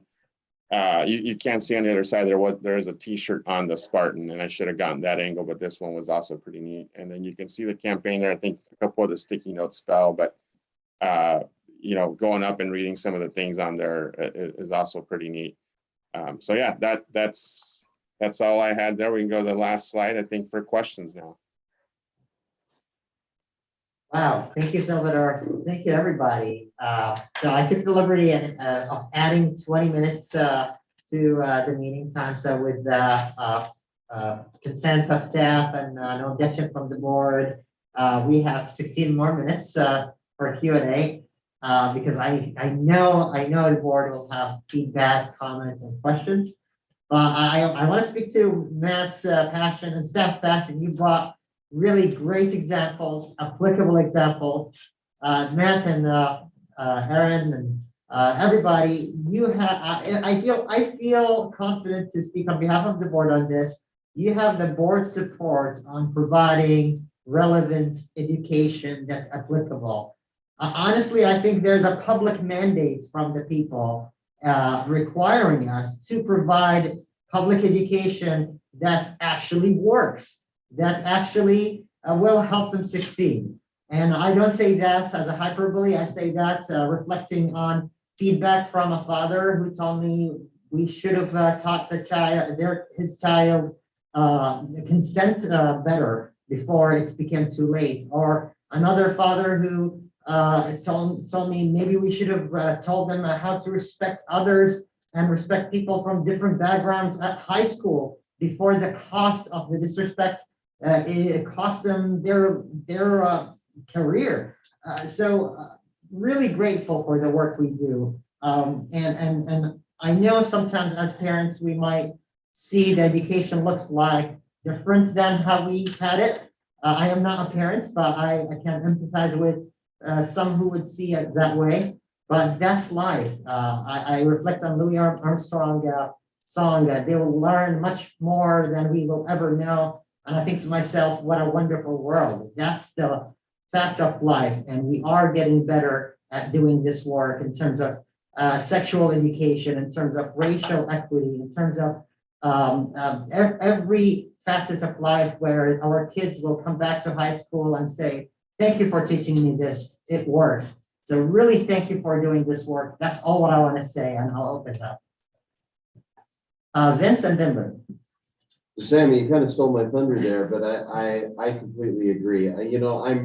As I was driving back to here from John Day, I was listening to the radio, and there was a report of the CEO of Instagram was testifying before Congress, and the comments were really about how he just really did not acknowledge the impact that social media has on the lives of children, of teens. And I think that, as marketing algorithms push us content that further pushes us into these tribes that has fomented this political divide that we're navigating, especially school boards and school districts all across the nation right now. I think it's incumbent on our institutions to teach children how to have real conversations. When we came up with the idea of real world learning for a district goal, that was the intent, that they would learn things like construction and drafting, but also to grapple with the problems of their community in the world, and that the world is complex, because you know what? They're not going to be in high school all the time. They're going to have to go in the world and deal with these things. So the future is there. So absolutely. We have to be relevant. That's why we're here. The world is not abstract, it's real. So thank you so much for this report. I have so many notes here. I'm going back to the essential skills reports that the board, essential skills report, because of course, graduation rate is the golden standard for school system performance, right? And so we always had our essential skills, and I always have been proud of this district, and particularly this team, because when we got the essential skills report, which really described who wasn't going to make it over the finish line, it was clear that each of the administrators knew those kids' stories. And so I know that this team has been one-on-one with kids for a while, but I'm really struck how we're taking the next step, how changing our system to meet the need of everyone, not just about what we do personally, but we're actually going to build a system. And the examples that I have here, Matt, your example of just eliminating the lowest level of ELA. Just saying, no, we're just going to have high expectations for children. We're not going to use the soft bigotry of low expectations to hobble our children. We're just going to have those higher expectations. It's a great example. College Writing Now is another example that came up, how we're transforming the system. So I'm just very enthusiastic about this report. I do have a question, and it's probably not directed to the administrative team, but probably more towards the superintendent. And it's really about it, and this is something that's been nagging at me during the pandemic, is there are deepening mental health needs for our kids. state and federal systems are not adequately supporting children, children's mental health needs, and it's falling to education systems. At least our school district has stepped up to do that work. And so as we expand that, I'm just, how do we sustain this level of mental health delivery, and how do we expand it looking into the future? So at this point, we've really been able to utilize sort of that transition from what was initially a pilot, working more towards utilizing Medicaid dollars and moving more from our general fund. But we've also had this infusion from our federal dollars, ESSER 3s as an example, which has allowed us to do some scaling. So I think that for now, we've been able to expand in a way that we wouldn't have been able to as quickly, which goes to dealing with the pandemic and moving through that and supporting kids. In terms of long-term, I think that's work that still has to continue to take place for us to be able to say strongly that this is something that's easily sustainable, or at least sustainable in such a way that it is now paying for itself through some of our billing and some of those practices. So I just would say we're moving in that direction, but that work's not done. So I hear maybe that there's a, thinking about, always the question is, how does the board support the district? Because you guys are doing the hard work. And so how do we support you? And so I see an advocacy role for the district, ensuring that there's adequate resources for educators to be able to support our children. Want to make sure that that line of communication is open, and that superintendent and the administrative team always feel welcome. And let us know what you need so we can go fight for you. So thank you for all that you're doing. Just amazing work. Thank you, Vince. Up next is Lou, and then Therese. Lou? Yeah, so I wanted to first say that I meant to email you earlier in the week, Eric, to let you know I was thinking about the staff over at College Hill with a recent loss, and you as well, Matt. And just wanted you to know that I've been thinking about the staff a lot this week, and hope for strength for everybody in the community. But I was listening to the college credit writing, and as somebody that teaches in higher ed, I was like, oh my gosh, you're prepping them so well. And then I was all about the students that don't go to college. And then Eric, you came in with the writing example of writing to a senator. And I was like, those are such amazing examples of how writing is showing up in different ways that are really applicable to different paths in one's life. That can be applied across the board. And I just wanted to highlight that piece again, because a lot of times people sometimes don't realize that the writing piece is so central in education still, and how it's applied in different ways.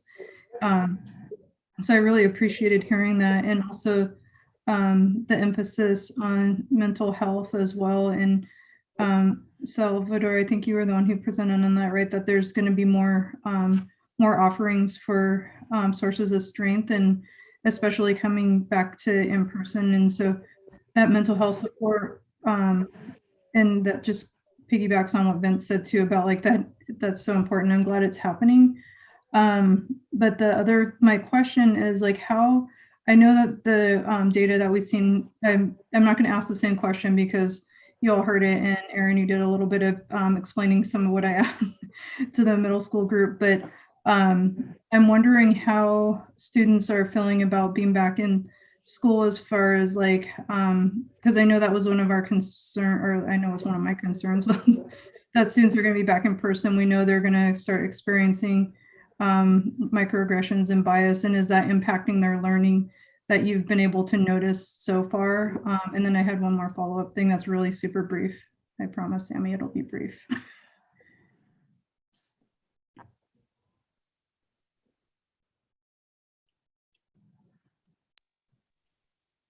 I think I'll answer that, or try to answer that. I think for everybody back in school, students and staff, nobody was able to really wrap their minds around how hard it was going to be. I think there were hopes that there'd be a sense of normalcy and bouncing back or whatever. That hasn't happened.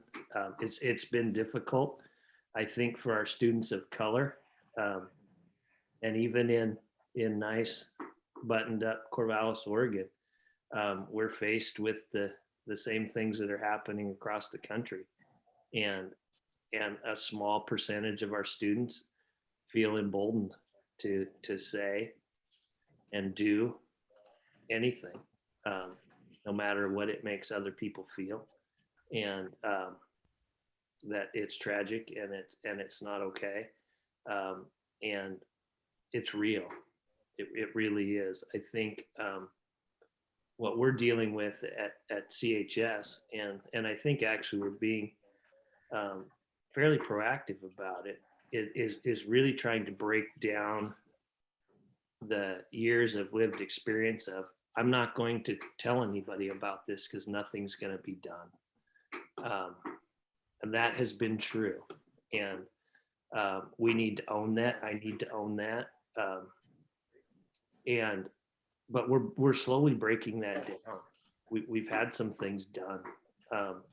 But students are, and I understand it, reluctant to come forward about these microaggressions or macroaggressions, some of them, because their lived experiences, nobody is going to listen to me or do anything about it. I'm really proud of our equity team and of our equity TOSAs, for instance. I think was mentioned earlier, there's a form students can fill out that to express concern, and it has to force some feedback or some resolution. I've urged some students in a couple racial issues, one against a staff member, another against a student. Please file a formal complaint, because it is written down and it has to be dealt with. And if you don't like the resolution I present, it goes above me. And so we're trying, but it is really hard to be a student right now, no matter what your story is. I met with a student today I've been trying to reach for 2 weeks now, and she's really been struggling, went into her senior year with a 3.8 GPA, and is failing at every class, senior. And I finally was able to connect with her, going through a change in identity that's been pretty traumatic as well. But I said, how are you? How are you today? And she said, functional. I said, tell me more about that. She said, I haven't felt functional in a month. And that's a kid who had been successful by all the, traditional terms you would call successful. So if you step back from that to the student who had 4, 5, 6 aces against them before COVID, and put them back in school, that's where we are in terms of the mental health. And I love the talk about relevance and things, but on a lot of levels, what we're teaching is not relevant to these kids. Staying alive, staying healthy is more relevant than solving for X.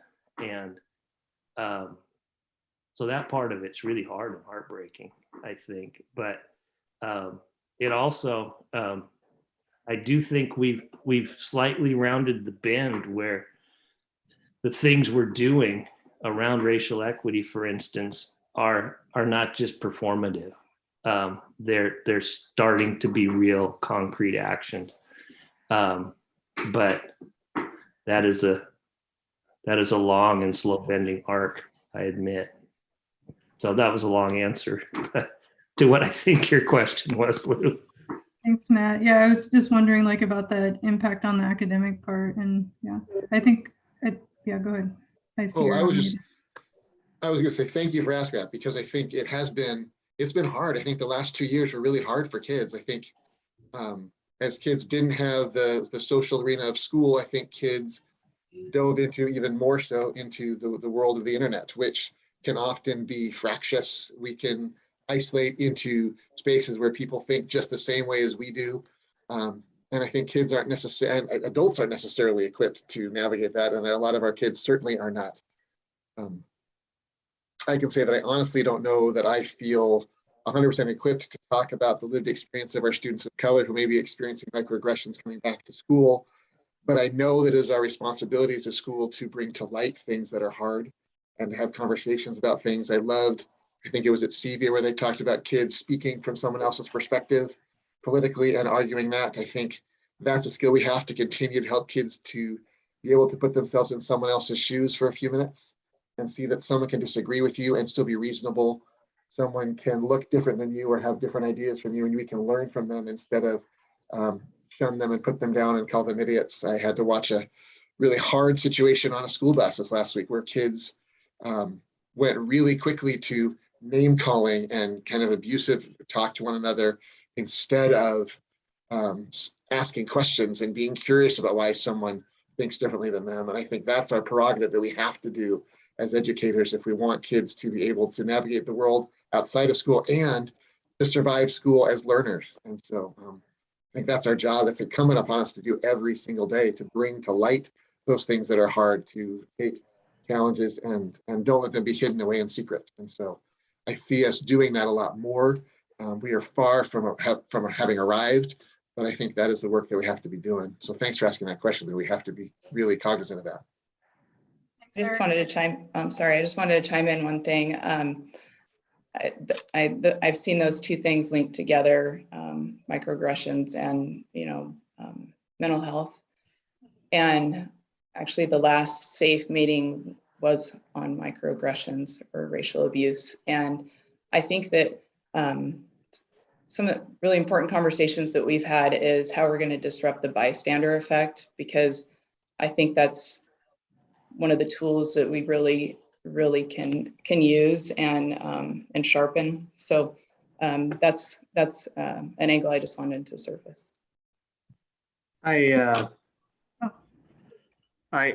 want to share a little too, and it's not because I just want to give war stories, but to answer your question, it's been more than just micro. It's been just flat out aggression.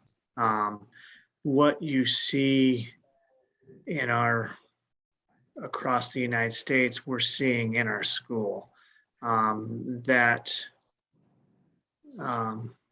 it's not just students.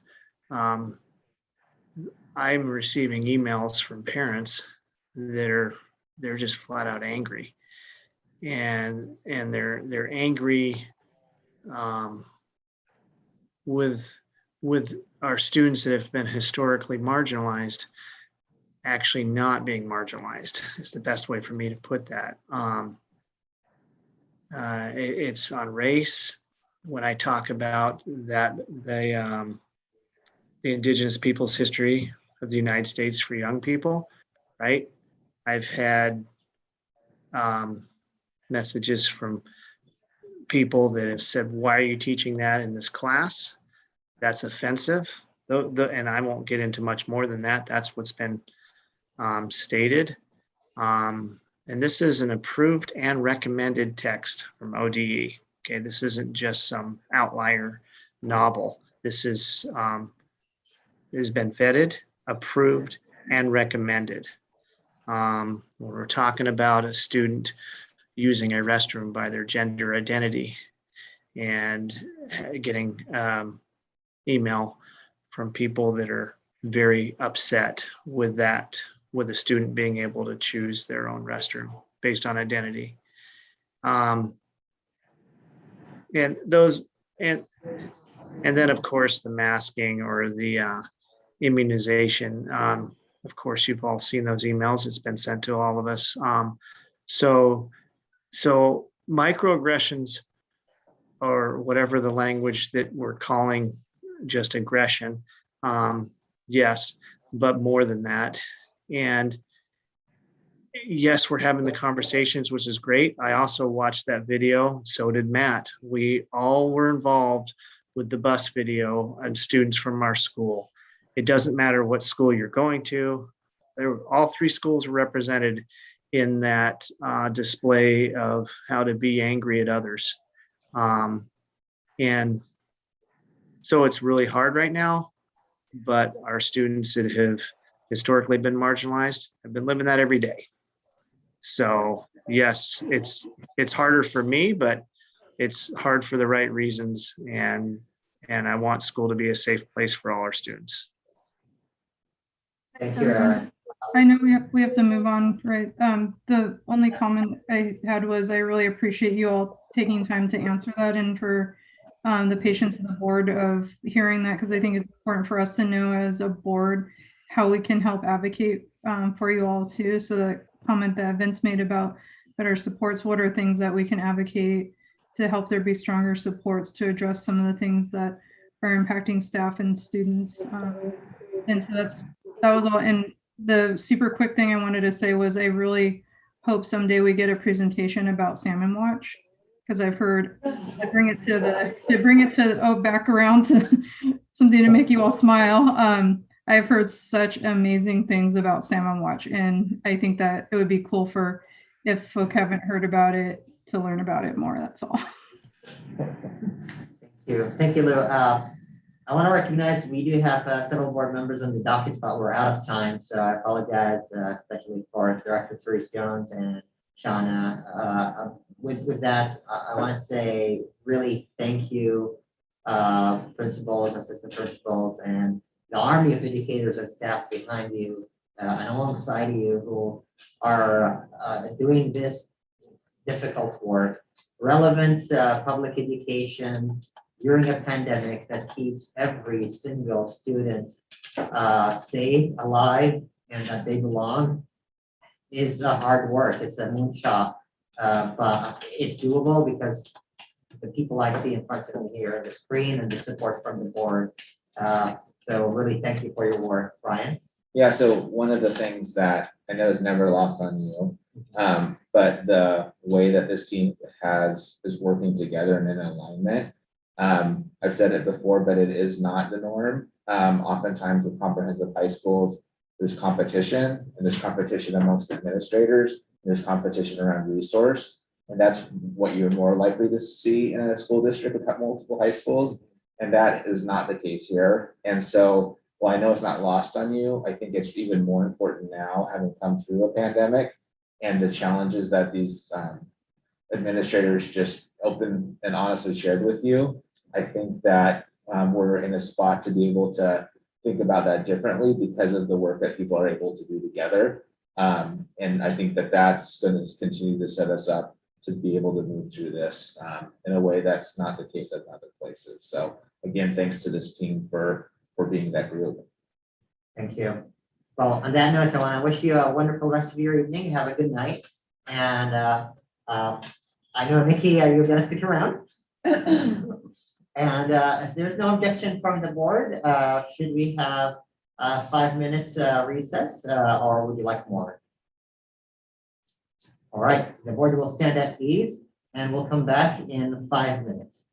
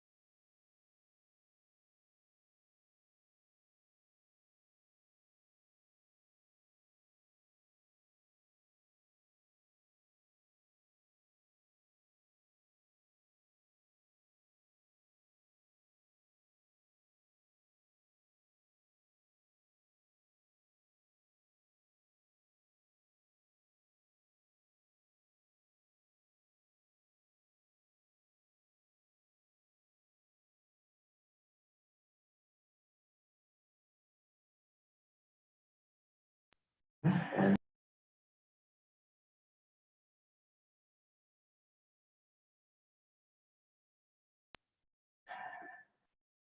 right. The board will return in session. And I want to move the agenda to math curriculum updates. I recognize Melissa Harder, Amy Leeson, and Nikki McFarland. Thank them for their reports that was shared in advance, which is available to the public to view through the packets on the Corvallis School Board meeting agenda. And hand it over to you, Ryan and Melissa, for a presentation regarding this topic. Great. Yeah, so actually I'll just hand it right over to Melissa and the teaching and learning team to provide a presentation. Wonderful. Thank you. So thank you for starting by mentioning the school board, the report that we did for the school board. It is filled with a lot of information, and tonight's presentation is really kind of going a little bit beyond, but picking up on some of those highlights of the report, and also ensuring a lot of what we did in our equity lesson report, which was just a few weeks ago, and that is tying what we're doing to our school board goals, to ODE, and ensuring that we're in alignment. So I hope that you can see that as we go through the meeting or through the presentation tonight. Our focus is going to be on K through 12. And after we're done, we're going to have an opportunity for some questions. So, all right, the first thing that I'd like you to do before we get started is you're all going to need a piece of paper tonight.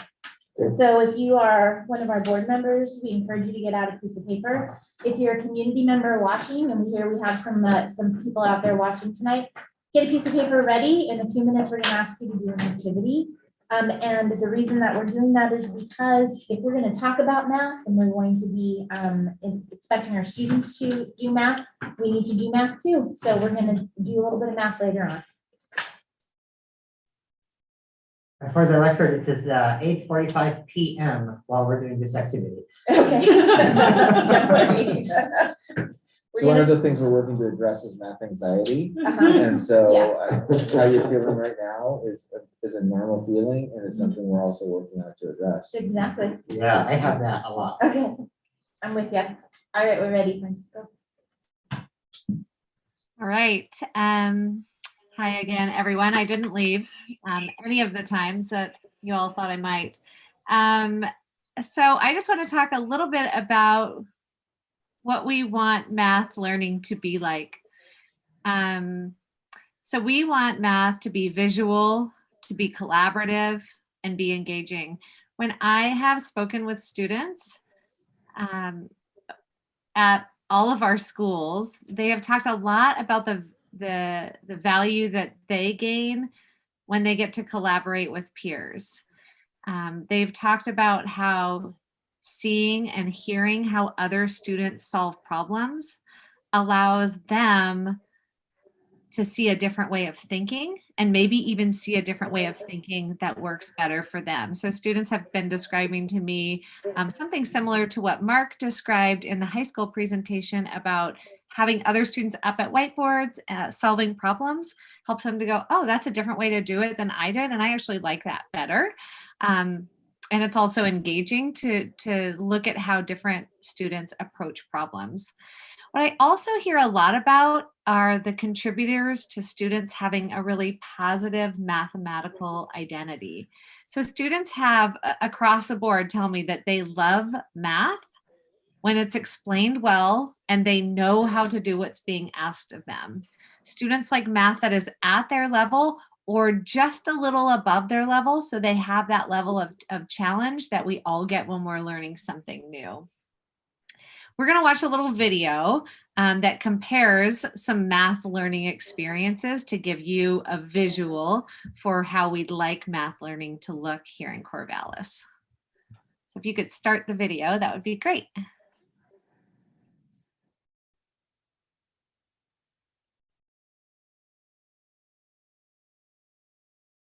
Let's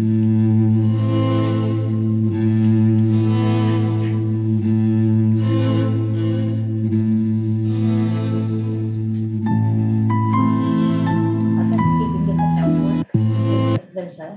audio component that's pretty. It's working. It's working. We didn't hear it in there. Were you all hearing it? Oh, okay, sorry. We weren't hearing it in the boardroom. We can start again.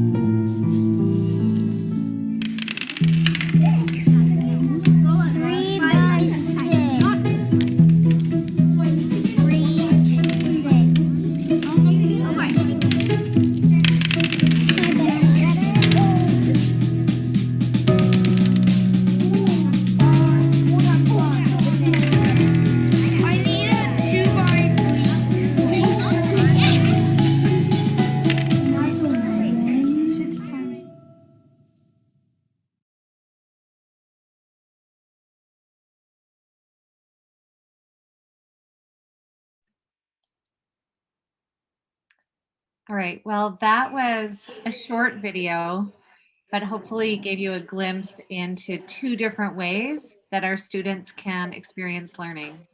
So in that picture there on the slide, the still of the video, right? Students are at desks in a quiet classroom working independently. Versus what we want them to be doing is working with one another and creating visuals that help them to understand a concept more deeply. We feel that those practices help students to see themselves as mathematicians. As I've been talking with students over the past couple of weeks, that's a question I've asked them, like, how do you feel about yourself as a math learner? How do you identify, do you identify as a mathematician? And I have learned a lot about those things that contribute to students who struggle in math and who are excelling in math. I've just heard a lot about those contributing factors to their own mathematical identity. And we want all students to feel like they're good at math and can be successful in math. Next slide. Right. So continuing on that theme of vision and what we believe, we truly believe that and all students having access to high quality mathematics curriculum, effective teaching and learning, high expectations, and the support and resources needed to maximize their learning potential. And it's a lot of words, but that rings true when we are doing this work. This quote actually comes from a book called Principles to Action, Ensuring Mathematics Success for All, and by NCTM, National Council of Teachers of Mathematics. And we've read that book probably 4 years ago as an elementary team. It's a book I reference a lot. We have extra copies. It talks a lot about the 8 mathematical teaching practices, and it provides some really good, clear guidance for administrators, policymakers, teachers. So I can share it. It's worth the while, and that quote really does talk to you about what we truly believe. I think. Next slide. All right, it's time to do a math activity. So take your piece of paper and you need 4 boxes, and you can do this any way you like. Some people will draw it. Some people will be very precise and fold it hot dog, as we used to say in the elementary school, and then hamburger like this. And that will provide you with your 4 quadrants. You have a math problem on the screen, and it is 5 times 1/4. I would like you to take this 4-section piece of paper and answer that math problem in those 4 different ways. Give a visual solution, write a story, give a different visual solution, and solve it numerically. We don't have a lot of time, so maybe just kind of at least hit a couple of those, and then we'll talk about your experience. So we're going to be quiet for just a couple minutes.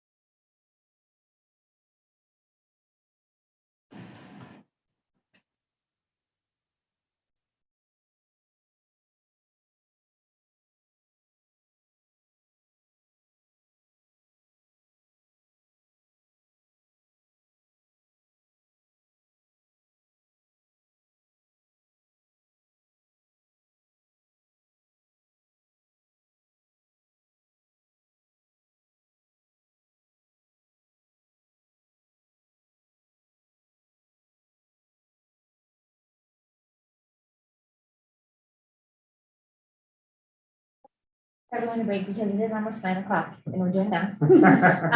We can stop where we are, but in a classroom setting, to do this, it's a fair model or a diamond math paper. Doing this activity would allow students the opportunity to take that math problem and kind of bend their brain around multiple ways to solve it, which is what we really want to see our kids doing. Taking different opportunities to try new things, to also, we didn't do it in here and you may not have done it at home, but also to collaborate with a partner, talk about how you solved it, how I solved it, engage in that conversation. One of the things that we like to talk about kind of at this level when we learned about the diamond paper is asking some questions about you and your experience with that. So as you were doing that math problem and you were in those 4 quadrants, just think to yourself, which box did you go to first? Which box did you do first in this model? And kind of think about why. Like, was that because you were most confident in doing it that way? So thinking about, no. So thinking about where you went first and which box was easiest for you or the most enjoyable for you to do. Think about which was the most difficult. Why do you think it was the most difficult for you? So these are more of kind of an analysis of your own learning, which are also questions we can ask kids too, and asking kids to be engaged in their own learning about why it is that they did things the way they did when they answered a math question. So there's just so many different levels of doing this with a problem that like 4 times 1/4. We are trying to activate kids, multiple parts of kids' brains, encouraging multiple connections, creating deeper connections to math, which all results in greater learning. And that's what we are excited to do with all of the different pathways and new ways of doing math that we're going to be talking about tonight. All right. So as the last few presentations that you've had from us, we, you okay? Sound was a little funny there. Tying everything that we're working to at our level down to the teacher and student level back to board goals and just how much we appreciate that and how much we utilize the board goals to help guide all the work that we are doing. So we've listed 3 of the board goals here: academic achievement, equitable systems, and real world learning. And just to give you that analysis of how these board goals that you're creating are aligning to the work that we see and the work that we're following nationwide. So this chart it comes from NCTM again, and their key areas to get to where we want to do of equitable access to high quality mathematics and learning. And so academic achievement goals align to grade level content and how students must be focused on grade level mathematics. And when we talk about grade level content and what that is, that some ideas that NCTM has about that are, we can get that way by keeping joy and humanity in teaching and learning. We can focus on and teach to student strengths. We can work collaboratively with grade levels and math departments. We can eliminate tracking of students on the basis of perceived abilities. So utilizing that through line. In equitable systems, we talk about equitable and effective instruction and how all students should be positioned as competent, confident, and capable learners that are very capable of doing math. And what that looks like, some strategies that we will undergo and are currently doing that are inviting students into mathematics, making connections explicit. We heard that, I think, earlier tonight. We heard that last time when the elementary principals presented, and ensuring grade level instructional experiences reflect the true rigor of the standards. I think thinking about that problem you just did, we could experience that in a less rigorous way where you're just learning a rote formula. When it's this, I do this. And to go deeper, to really have that conceptual understanding is really critical. And then the last connection where we made for this one is real world learning and the potential for advocacy around this and how students should be engaging in the work that supports equitable access to high quality and meaningful mathematics, and some strategies and things to be aware of in this area include identifying barriers and challenges, using the mathematic practices to reflect what we're doing and begin conversations like we are tonight, pursuing professional development activities that develop our leaders and our teachers. So I think our intent behind this slide was really to continue to align our work to your work in the board. So yeah, I think we're ready for the next slide.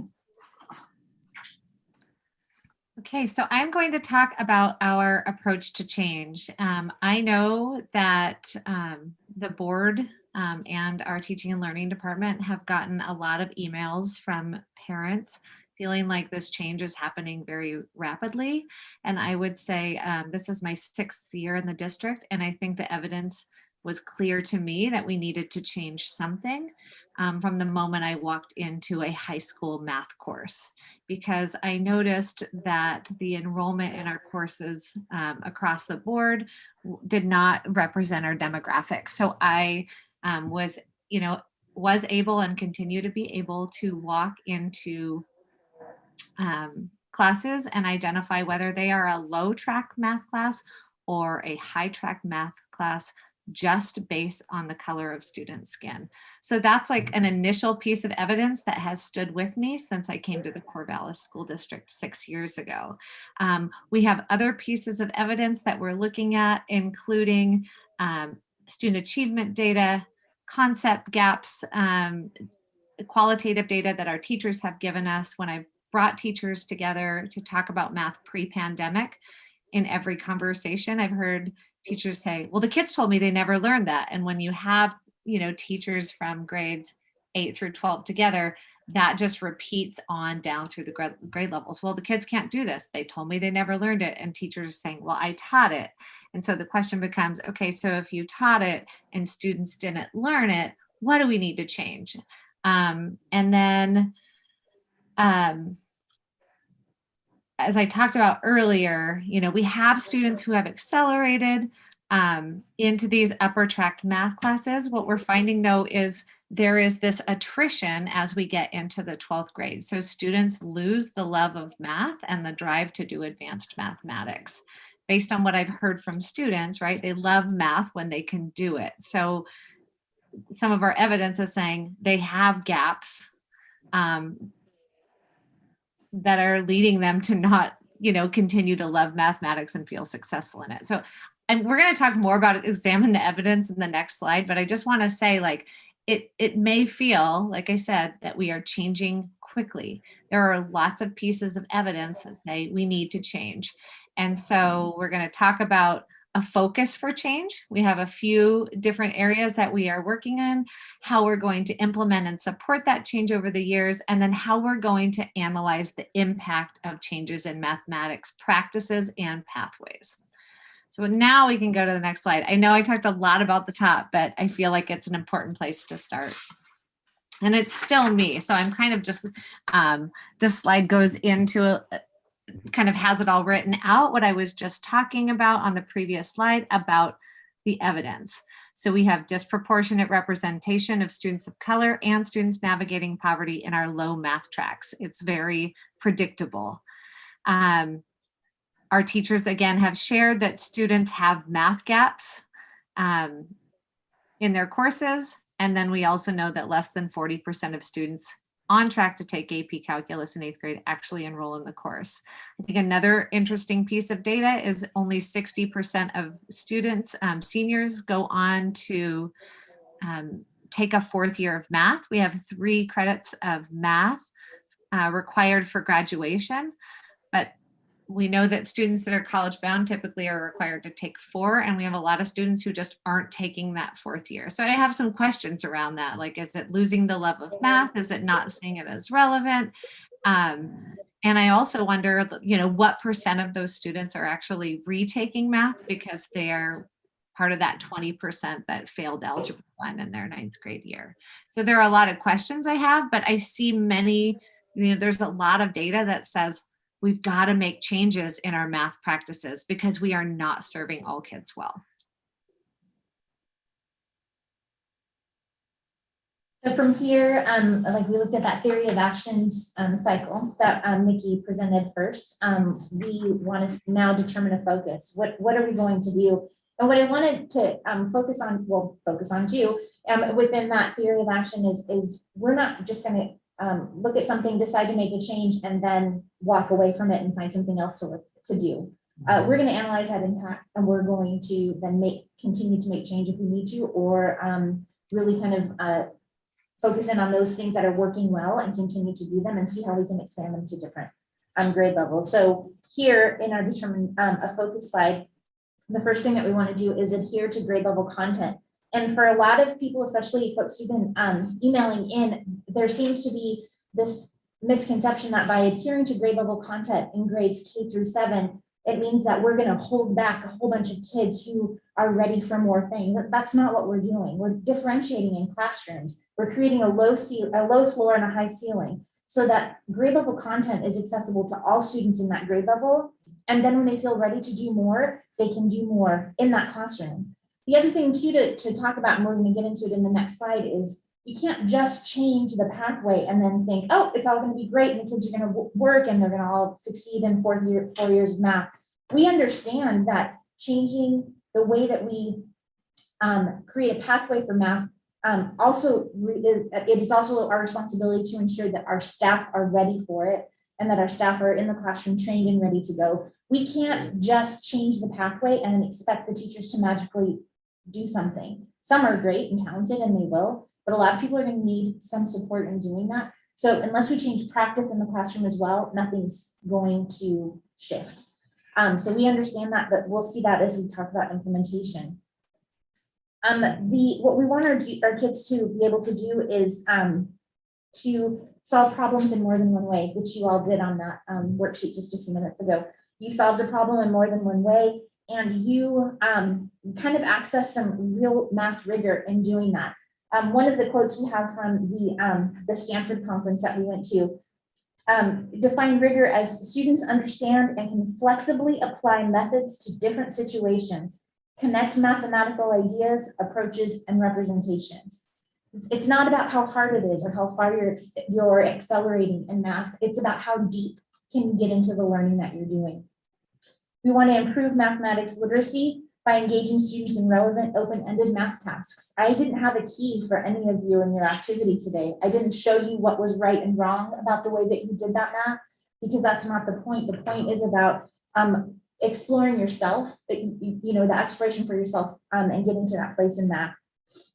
And then we want to restructure math courses and that sequence K-12 so that we can align new standards coming from ODE, which were adopted in October, with what's happening for our high school math pathways. And we're going to get into that here in just a second.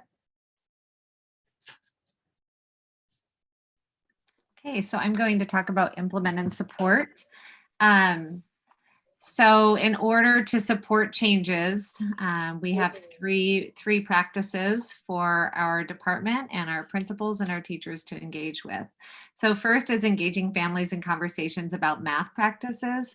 A lot of the conversations have arisen from parents with concerns who have reached out to administrators or reached out to the school board or reached out to teaching and learning. What we want to do is engage families with hands-on math nights at the elementary level. We haven't done that yet, in all honesty, because people are exhausted. And everyone is busy in our department and at our schools and need time to kind of disconnect. So we know that that's work that we need to get back to. We also are connected with folks at Western Oregon, at Oregon State, and at U of O who have been doing research around math practices and can come in and speak to families about these changes. This isn't just like a Corvallis thing. When I talked earlier about the evidence, there is evidence that detracking is good for students who are struggling in math and also students who are high achieving in math. So we would like to bring in experts to speak with families. And then the other thing is, I have been engaging with students about their math learning, to just really understand what's going on for them. I think what's been interesting is I expected to hear a lot about connections to real life, or like whether that was there, and whether it felt relevant to them. And that's not what students are talking about. They are really talking so much about their math identity and what helps them to feel like successful mathematicians. And I found that fascinating, and it's consistent in every student interview I've done. So that's one part of our implementation plan. Another part of our implementation plan is providing ongoing professional learning related to growth mindset in math. So there is a lot of thinking among students and among parents even that you have a math brain or you don't have a math brain. And we want all students and families to see their student or see themselves as capable of doing math. I know when I was a school administrator, I met with a parent about a math grade, and they said, well, I get it. Like, I'm not good at math. Like, that was their response for a while, that why their student was struggling in math. And so we have some work to do around mindset with our students and families. We are also providing professional learning related to teaching heterogeneous groups to increase teacher tool belts for differentiation. We've talked already about making sure that students are engaging in complex math tasks. So those are ones that don't have a single answer. And then also math tasks that have multiple entry points. So that low floor, high ceiling approach.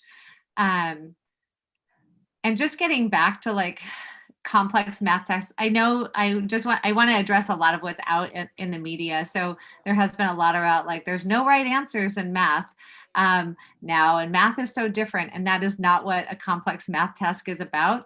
An example, like a really simple example to get you thinking about it is, when you ask what's the area of this shape, and it's a 4x4 four-sided right angled shape, like a rectangle, or I guess that would be a square, a 4x4 square. There's one answer, right? It would be 16 and whatever the units are. But instead, you can ask the question, give me all of the dimensions of a square or rectangle that have the area of 16. So those are like just examples that get students to think in different ways, and they still have right answers, but there are lots of different right answers. And again, when students have the opportunity to engage in those kinds of problems, they get to see different approaches by their peers and get them to think differently and have different methods for approaching problems. And then one more piece of professional learning is related to the addition of data science. And I'm going to talk about that a little bit more when I get to talking about restructuring math pathways. So that is our third strategy for implementation and support of changes in mathematics. And the math pathways guidance from ODE is on the next slide and includes the data science. So if we could go to the next slide, I'll talk a little bit about that. So this is from the ODE guidance, this diagram, and I'll walk you up from the bottom. So the green section talks about, at the very bottom is our algebra. That is our 9th grade standards. What we are moving forward with is that we have all students together, K7, and then in the 8th grade, students can go into 8th grade math or Algebra 1 at the 8th grade level. That is different than the ODE recommendation. And the reason we're going with that is we want our students to continue to be able to access advanced mathematics courses. So then from algebra, currently we have students in year-long geometry. The ODE recommendation is to split to have geometry just be one semester of learning and to add in a data science course for the other semester of learning. There have been some changes to the adopted standards that Melissa spoke of that were adopted in October. And this is work that I have planned to do with our teachers, is to talk about these pathways and how to make sure that we can teach the standards in deep ways, even if we are only doing geometry for one semester. So that's some of the work ahead. I think some of the other work ahead has to do with those 3 green arrow boxes that are above the burgundy and orange boxes. And so what those are all about is 3 different math pathways. So you have that calculus pathway on the left, more of a data science pathway to AP statistics in the middle, and then a quantitative that is a pathway on the right, which is more of an applied mathematics pathway that could include something like construction geometry. So those pathways, those dark blue and light blue boxes, are work that I am getting into with teachers in the new year. So in January, I am pulling together a team of teachers from the high schools to talk about what we currently do, what we currently do that we want to keep doing, what we currently do that's maybe not working for students we want to stop doing, and then what do we want to add in to ensure that students continue with learning math. I remember being at a board meeting earlier this year, or perhaps it was a letter from a parent talking about how changes in mathematics were not supporting our efforts in STEAM and not supporting advancements in science. I think if students are not taking math, that's not supporting it. And we really need to develop math pathways that encourage students to continue learning and loving mathematics. I think we're on to Amy at the next slide. Great. So as Nikki and Melissa pointed out in this cycle, the last portion is analyzing the impact. And I would say the last is kind of also a precursor to the first, because this work will probably never truly be done. So as this piece of analyzing our plan is looking at these 3 things that you've seen before, these are kind of like our if-then research statements. If we are doing all the things we put in the report and everything we presented tonight, what we then will hope to see is successful completion of Algebra 1 by the end of 9th grade. I think Nikki mentioned it earlier, pre-pandemic data for that was 20% of our kiddos were failing Algebra 1 in 9th grade. So we have some numbers, we have some data that we're looking at, and we'll continue to monitor that. I think the other 2 should look somewhat familiar, looking at our SIP plans from elementary and middle and high, and reflecting with teachers and conversations about what we're seeing in classrooms. And we will also be monitoring, who's taking what and what's that look like. Nikki, Melissa, Lee, Marcianne, and we're trying to spend as much time as we can out in classrooms as well. So together, being in K-12 classrooms, seeing what we're seeing, doing the research, and continuing to come back to what data did we say we're looking for, and how is that looking, and what do we need to do next. So I think Melissa, we might be ready for the last slide. Yeah, last slide. Wonderful. Wow, this is great. This is great. This is the prompt for us for the questions and board members. We have 11 or 12 minutes. Oh my goodness. I think we need lots of time on this because this is exciting. Sarah, go ahead.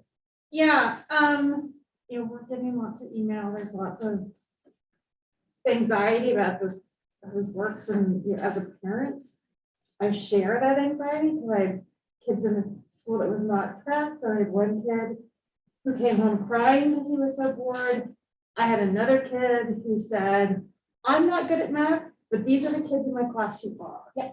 And so their experiences, kids who had totally different comfort levels with math, neither one worked well.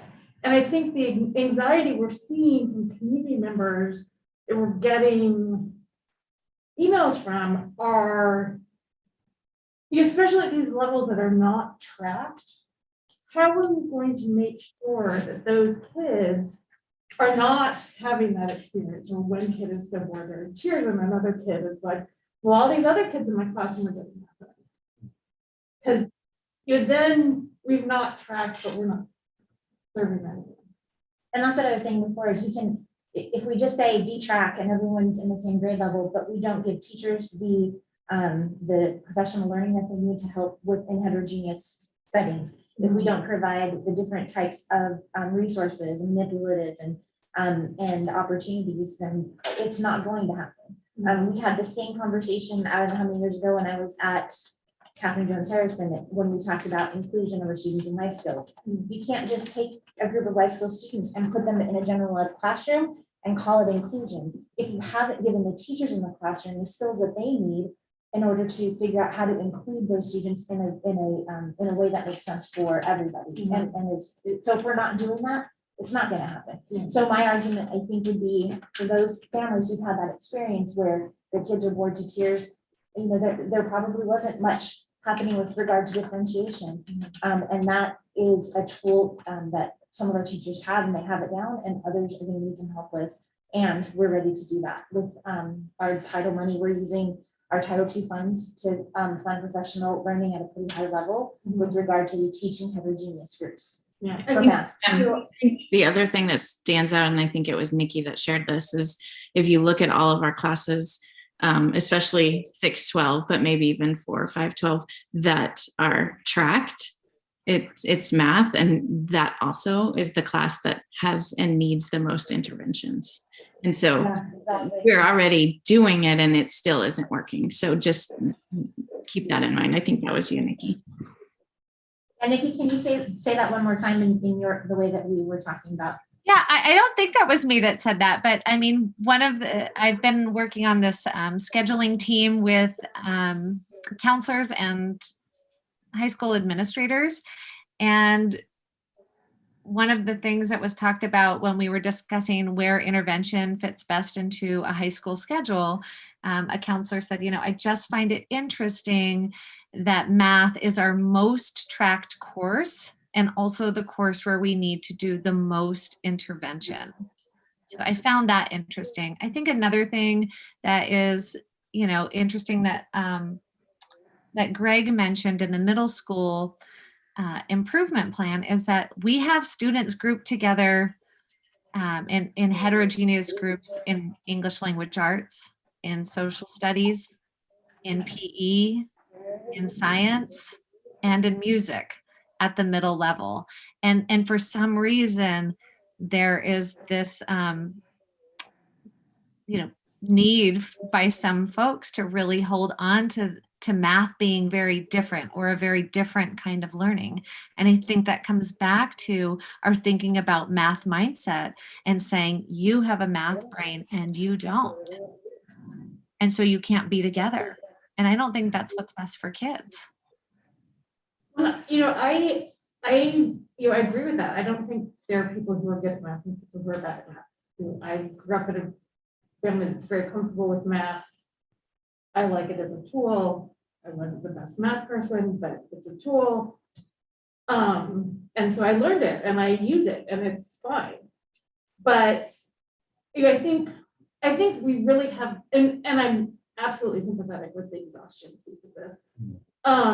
We really have a communications problem here because the anxiety, especially for how this is going to go in elementary school classrooms and middle school classrooms, is really high. And then the anxiety about what opportunities that means for kids once they get to high school is really high. And we're changing something, and that's understandable. So I think, I am again sympathetic with everybody being exhausted, but we really need to do a better job of talking to our families. I'm also, I have gone to curriculum nights and gone from a DLI classroom and then into an advanced math classroom, and the population of families there are totally different. And it is clear there's a problem there. But again, the communication has to be clear. How are we going to teach math to all those kids and give all those kids the opportunities they need to go forward? And I think what we're seeing from our families really reflects a lot of anxiety. I think if we use the, just to go to what email has come to the board, the families that are writing in are families from the last two schools, elementary schools that detract. So the question that someone put out was, how long has this been, it's just happening. It's been happening. It happened at, 6 of our other elementary schools a long time ago. Yeah, I'm hearing from some families at those elementary schools though, who have not been happy. I mean, my experience was one of those elementary schools that was detract. Yeah. And it didn't work well for either of my kids. And I'm hearing from some of those other schools too, that, it has not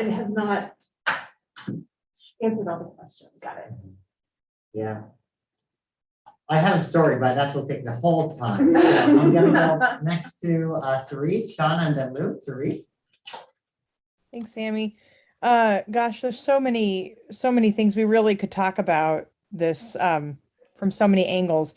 But I wanted to ask a question before making a comment. And my question is, how do your elementary school teachers feel about this? And your middle school teachers, your math, and those responsible for teaching math, do they like this model? I'll just speak to elementary and then Nikki can speak to that. I would say majority, 90% plus. This feels like what we do. You heard from Nikki, we don't differentiate and sort out the advanced kids for math class or for PE. We don't do that in any other way. As an elementary teacher, your job is to differentiate. And when kids walk in the door at kindergarten, we have readers and we have kids who have never seen a letter, have no idea, and they can't even identify their name. They don't know numbers. And it's just more of what we do. It gets harder at 4th and 5th grade. And so really the focus of our professional development is really on those grade levels. And the teachers who were kind of our early adopters of doing this are pretty passionate about it and love what they're doing. And you could hear from them. We probably have had them before because like Melissa said, this has been happening for quite a while. Nikki? Yeah, so pre-pandemic, the middle school teachers had actually met and had a plan to bring all 6th graders together for the first term and just kind of see how they went and then sort them from there. And then the pandemic happened. So as we were planning for this school year, we had discussions like that was the plan going in. Does that still make sense?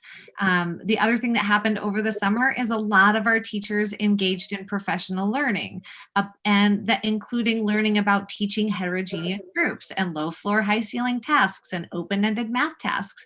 And so in conversations with teachers, they were thinking, I think I'm thinking differently now. And I'm also, again, what they came back to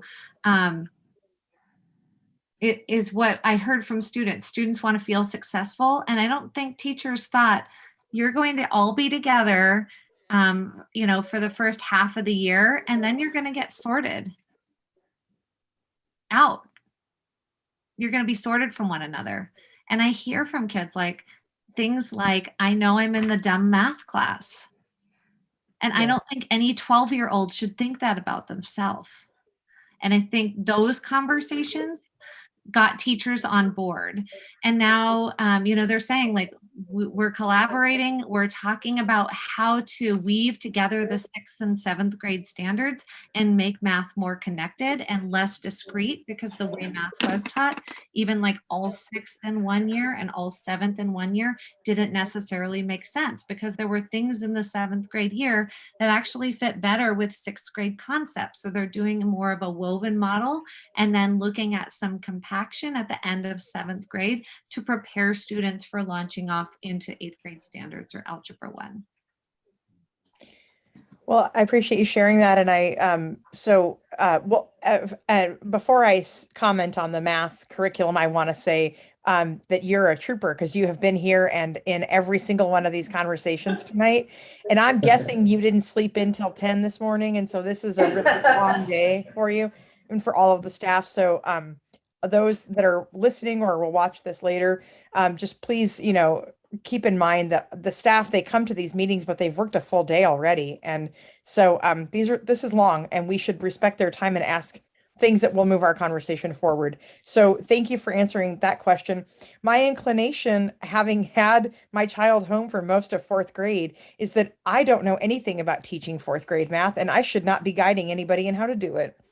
I should be supporting my child in what he brings home and supporting his learning. And I think it's really important for us to remember that we have people who have studied and trained for a very long time to do this work. And right now, the wisdom from them seems to be we need to do something different because what we've been doing isn't getting us the results that we want. And so my as a parent, I hear, oh, you're going to make a change, and I don't want my kid caught up in losing out on an opportunity. But I think if we stop and we don't think about the specific to just what is going to happen to my child, but we think about what is going to happen to the classroom environment. I don't know if my child would, in advanced math in sixth grade, end up making it farther in math before he gets out of high school. But I do know that his entire high school experience is going to be better if he has connected well with his peers, and if he has learned to respect the skills that they have and learned to demonstrate and offer his skills that he has to the projects, the groups, the spaces that he finds himself in. And I think this is really an opportunity to do that. And kids will build some other skills alongside math. And that is what excites me about it. Because, yes, we need them to be in the fundamentals of math, but we are not at risk of losing our entire space program because we integrated all of our students in sixth grade math. That's not going to happen. But what might happen is that our kids might get through middle school with a little bit more confidence and a little bit more compassion for each other and for where their strengths or challenges lie in learning. So I just want to say that I think this is going to be it's going to be interesting, but it's already been happening. So this isn't totally brand new. But I think we need to do something different because what we've been doing isn't working. And it seems like we don't have a one size will fit all solution, but maybe we have a model that can be more flexible and more adaptable to more learning needs in a shared space. So just thank you. I know this is not an easy topic, and you've all been working really long and hard on it, and then coming and then sharing what will be a conversation hot point, I guess, in the community. But I appreciate you taking the time to be so thorough in your presentation. Thank you, Therese. Thank you, Teresa. We're out of time, but there's no objection from the board and staff. Let's take 10 more minutes, or let's say do 12 more minutes. And Shauna and then Lou. Shauna? Thank you, Sammy. And thank you, Nikki and Amy, for your sharing tonight, for your thorough presentation, both the report that you shared as well as your presentation tonight and the thoughtful approach that you're really taking. I really value the sentiment coming out around math identity as well. I did grow up in a math family. I had a father who was a math teacher and wrote math books, and my sister has become a math instructor at the university level, and I was the social scientist in the group, but I've always really loved math and seen that as part of my identity as well. And I think that is so important for all of our students to have that opportunity. So just a lot of folks have been talking about the emails that we've been receiving. I think that this has become one of the topics that I'm most likely to be approached by parents about if I'm out at a park or at the store as well. And I know that's true for other board members too. So I just wanted to give some space for some of the things that I've been hearing. So some of the things that have come up from families, I know some of you are familiar with this too, but for folks who are listening in or watching later, just worries about that there has been research on math tracking, detracking, delaying tracking. Sometimes those results are varied depending on the context, depending on the place, depending on the resources available. Some concerns from parents about feeling like they haven't been part of the conversation, worries that the proposed plan might not meet the intended aims, along with appreciation for the growth mindset focus, the attention to social justice and racial equity, concerns like we've been hearing other board members mention about lost motivation or boredom if there isn't differentiation.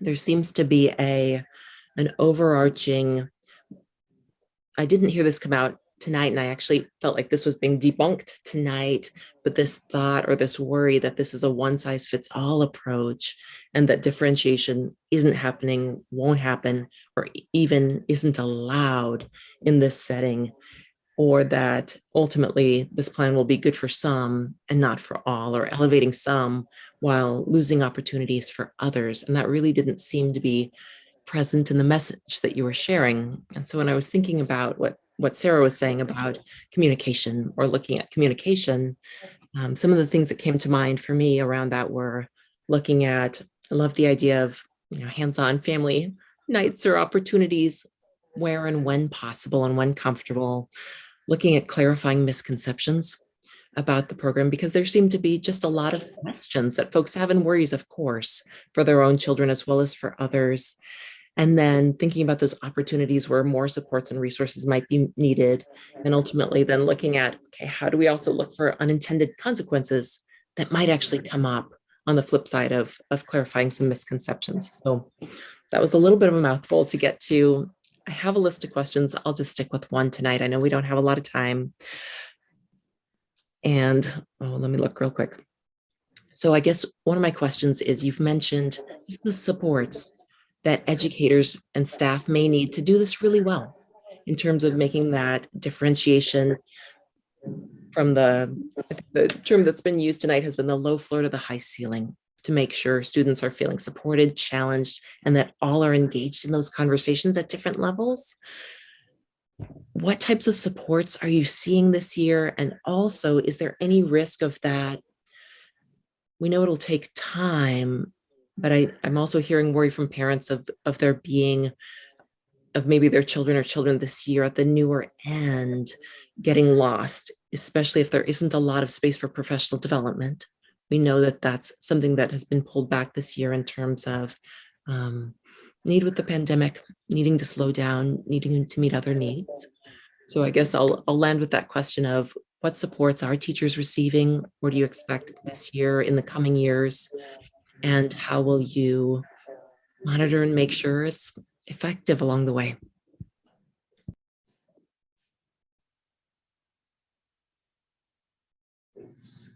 All right, Nikki and I have talked a lot about this.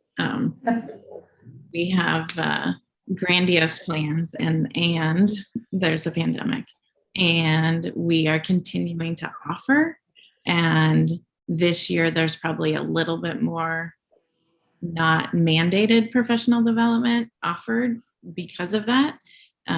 So we are scaling back, but we're still pushing forward. And I think in the coming year, that'll be a little less optional and supportive. And the teachers that attend, we had a lot, I can get you the number, I don't have it right now, Nick, you might know, that did work over the summer and have continued in some professional development themselves at Stanford around math.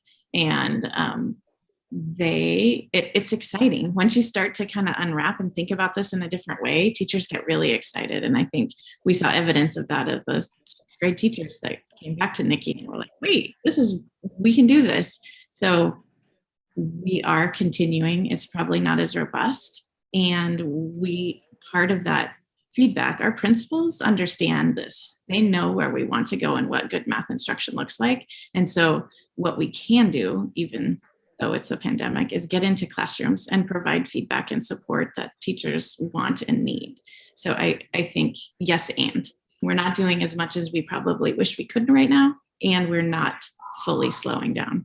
Nikki, what do you want to add to that? Yeah, I mean, I think what I'd add is, yeah, we're getting into classrooms. I've been talking with students, and a concern with our work across the district is when it happens in pockets, right? So I shared earlier about students saying, when I have that opportunity, like, are you ready for more? It's so great for me when we think about serving our students who are ready to go a little bit further. And that's not every single teacher's practice. And so, like, for me, getting time talking to students helps me to know what's working, and then I can share that back with with staff and say, this is what really works for kids, you know, that are struggling in your math class and that are ready for more in your math class. So that's one thing.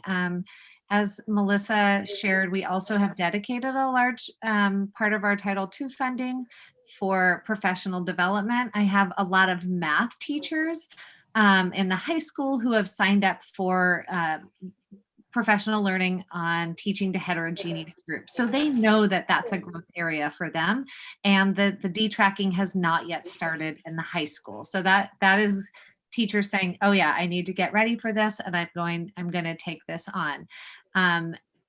And then also we have math teachers signing up for data science to be teachers of that course.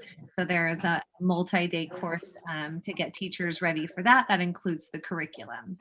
The middle school teachers have taken on a bit more on their own for several reasons. So one, I said that even before the pandemic, they were making, you know, they were getting ready for some changes. Then they did some professional learning over the summer. I think the other thing that is happening in middle school math is that we adopted a curriculum a few years ago in middle school math called Core Focus. That is a lot of just like practice of functions and problems, and teachers were saying like, this is not getting our students to the mathematical thinking and reasoning that we want them, you know, where it's not getting us where we want them to be. So our middle school math teachers have been using a lot of supplemental materials for a while that are like their foundational ideas, that low floor, high ceiling task. So I just feel like our middle school teachers have actually been in this experience longer because they saw that their adopted curriculum wasn't serving kids well. And like we know we have more to do with our teachers. Thanks for sharing those examples. Thank you, Shauna. And Shauna and the rest of the board, if you have additional questions, please feel free to send them to Kim, the board secretary, and we'll make sure the answers are shared with the full board whenever they are available. Lou? Oh, I thought you were telling me the time was up. No, you got some Well, time. thanks. I know, like, for me, I know somebody else said something about earlier, perhaps I'm getting a little bit loopy too, about not really being able, oh, I think it was Therese, like not being able to teach kids math. I love math. I was in like advanced math myself growing up and all through high school and into college and stuff like that. And I seriously cannot wrap my mind around it because I'm not immersed in how math is taught now. So I feel like sometimes we're bringing in our own perceptions of how math should be taught when that's not how it's taught anymore. And I feel like this is a good example of that, and has led to a lot of deficit kind of conversations in the community about something being lost instead of looking at trying something new to support more students. And so I think that it'd be great if we can start changing that kind of framework of like, we're losing something or an individual is losing something instead of seeing what's being gained by the community. That will help us look at this conversation a little bit differently. And I have interlocking kind of question. Nikki, earlier you said that it's not just CSD that's doing this kind of work. And so it's like the two-part question is like, one, is there a growing trend that other districts, not just in Oregon, but just in other areas are going this way with math? Is that the direction, like the future of math basically? And knowing that there's those pathways into advanced math later on, how can we help community understand if that is the future that math is going, that those are still options for students to be prepared for? Yeah, so I have shared some communication with our middle school parents that said these are the courses that will continue to be offered, and students will still be able to take advanced mathematics, AP Calc, AP Stats, our honors math courses, as well as our College Now courses. So that's been out there, but again, I think we have more communication to do. this work is happening in Oregon. The other big place it's happening, and where there is also a lot of pushback is in California. If you're, involved in public education, New York, California, and Texas often drive the direction for education. San Francisco Unified did detracking. They're really detracking in math. They're a very large school system, and there's a lot of data out of that system showing that detracking serves kids better on both ends. In addition, like for smaller data sets, we went to Stanford and we heard about these summer camps that were offered by Joe Bowler, where they had students that were, struggling in math and high achieving in math, and all groups showed big gains on their kind of standardized measure of student achievement. Like I think it was a standardized test that they took before and after.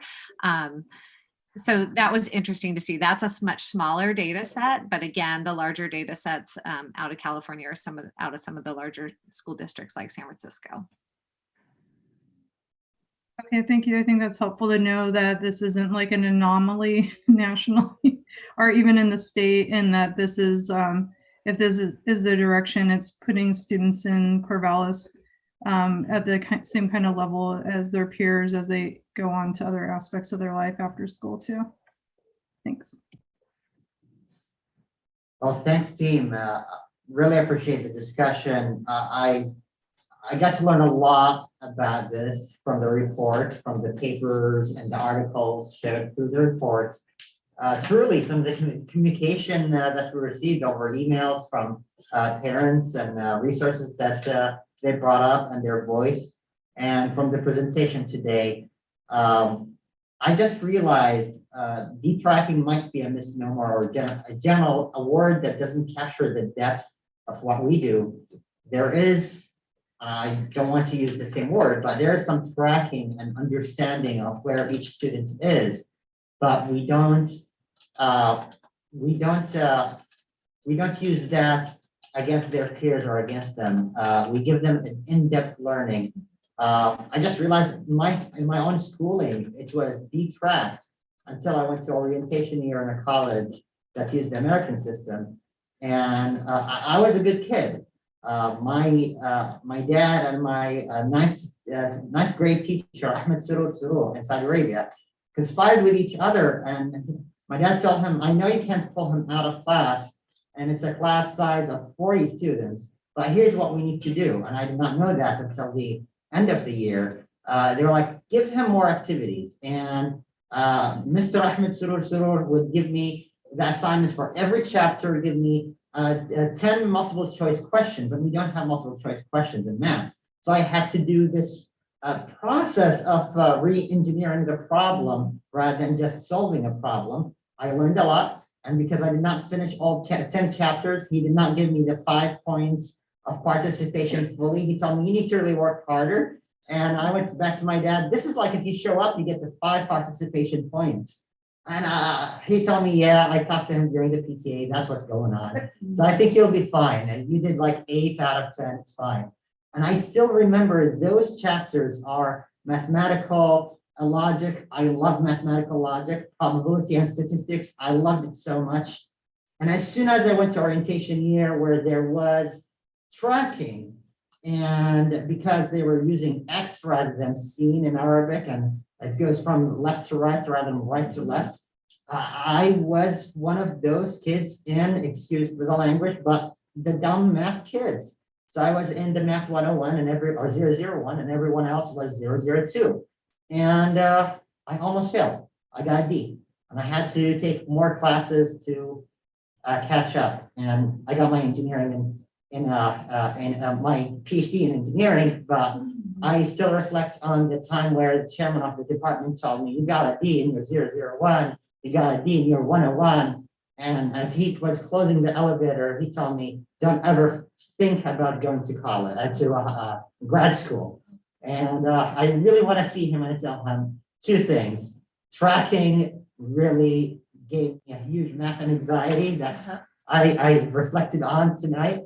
And also, I'm just so grateful of that conspiracy my dad and my math teacher did together while they had a class size of 40 kids.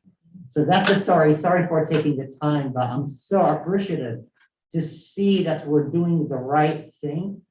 It will take time and it's a huge shift, but we really need to understand how it works and we need to communicate it well. And I think we're doing a good job at that through this presentation and report. I look forward to hear more from parents, both quantitative and qualitative data as well to see how we're doing. But my understanding, we're gonna have lots of success in our students. So thank you so much. All right. Up next, well, thanks, Nikki and Lee and Amy. If you want to stick around, you're welcome. If you don't, have a good night. Thank you. Next item on the agenda is Board Policy ACB, All Students Belong, revised first reading. As a context, we did adopt every student belong. Well, we adopted all students belong policy, and the legislator passed a modified, what is now law required for compliance with Division 22. That's slightly different than the ODE permanent rule and the board policy that we adopted earlier this year. So with that, I'll hand it over to Ryan and Melissa if you want to share anything. It's just a first read, so I welcome any questions or additions. I'm here to take notes, and I'll bring it back to you for action when it looks like how you want it to look. Wonderful, thank you. Vince? So it's interesting that one of our administrators, and I'm forgetting whether it was Eric Wright or Matt Boring, one of them brought up the response or the question of how do we disrupt the bystander effect? And so there is mention in the policy and in the about response. And I'm curious about an expectation on the board for some sort of training for staff and potentially even for students learning how to disrupt bias incidents. And that was Jennifer Still. Oh, okay, so I got it completely wrong. That's okay. Just want to give credit. But give credit where credit is due. Yeah. So this came up for me, and I made a, it's on. Sorry, I'm still learning to navigate for the trained staff will be adequately trained to respond to process bias incidences, and adding that provision in the policy, which then gives staff, superintendent and staff, the opportunity to revise the AR or make whatever response is appropriate to be compliant. But I think it's important that we have some sort of training for people in navigating these, what may be tense social interactions, and doing it safe for the person who's experiencing that bias incident and for the person who's interviewing as well. Yeah, so I'm going to turn it over to Melissa because she's the one who has been doing primarily the professional development in this area for our administrators and has been doing a really strong job in it. So I just want to, again, where credit is due, I'm going to let Melissa answer that one.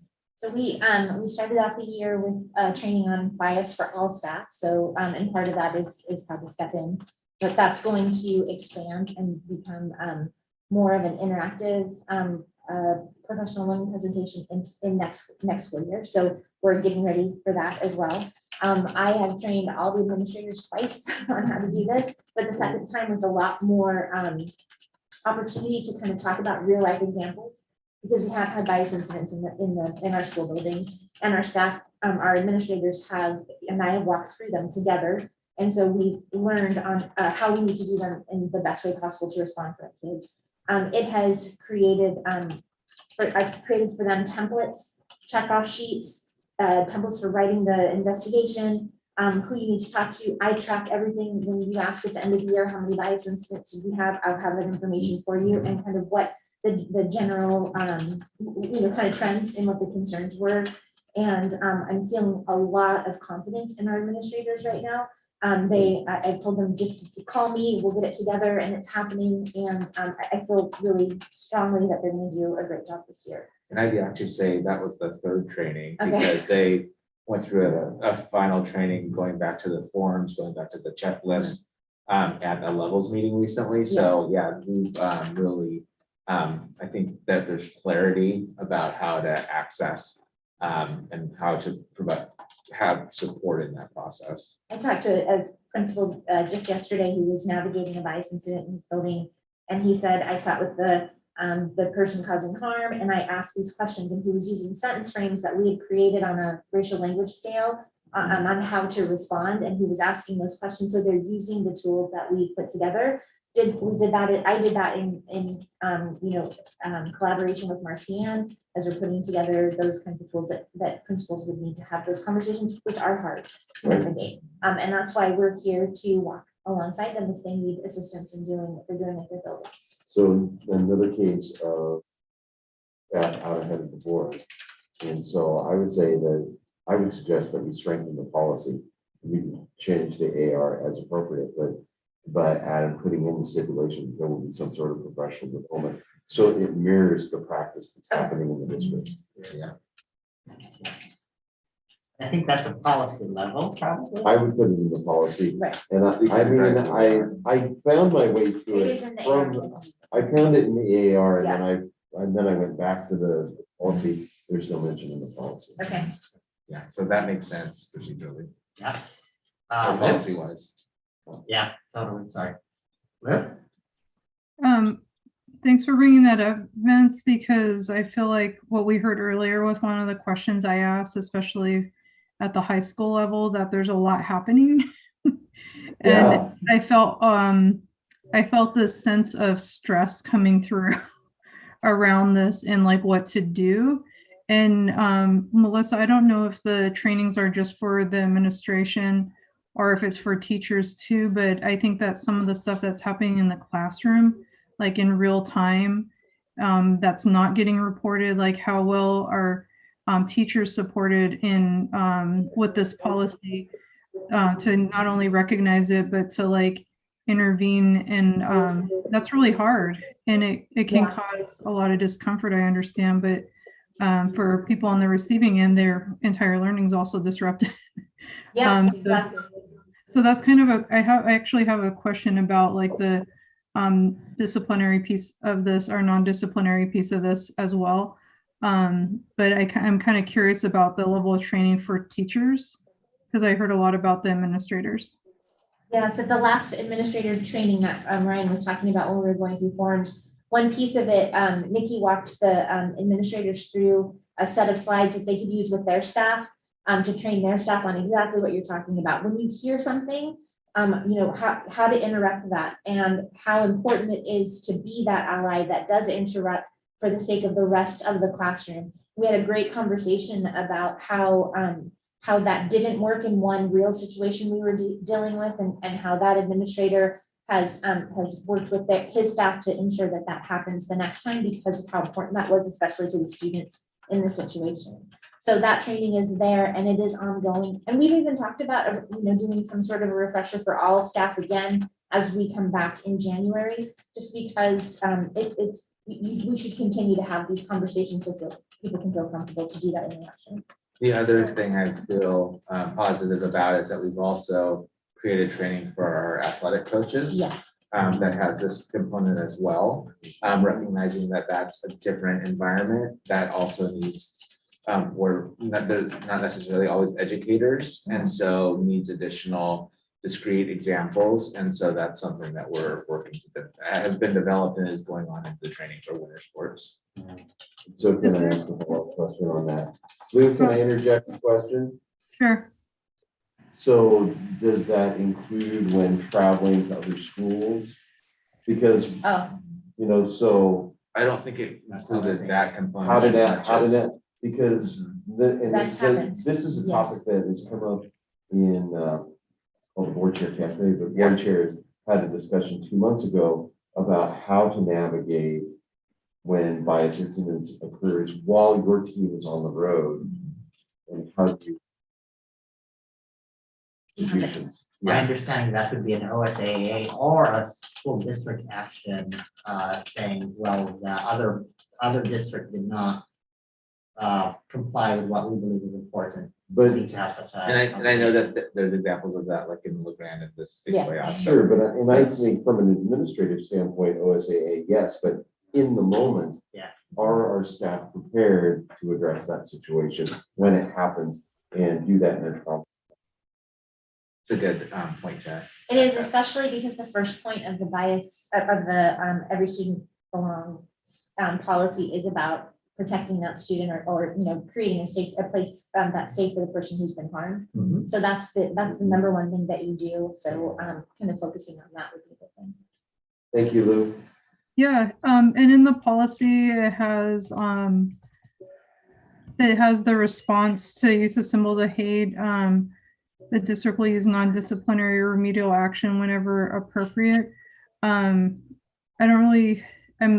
trying to imagine how that would operationalize, like what does that mean? And we can come back to that when we go through this next time too. But the other part is on the AR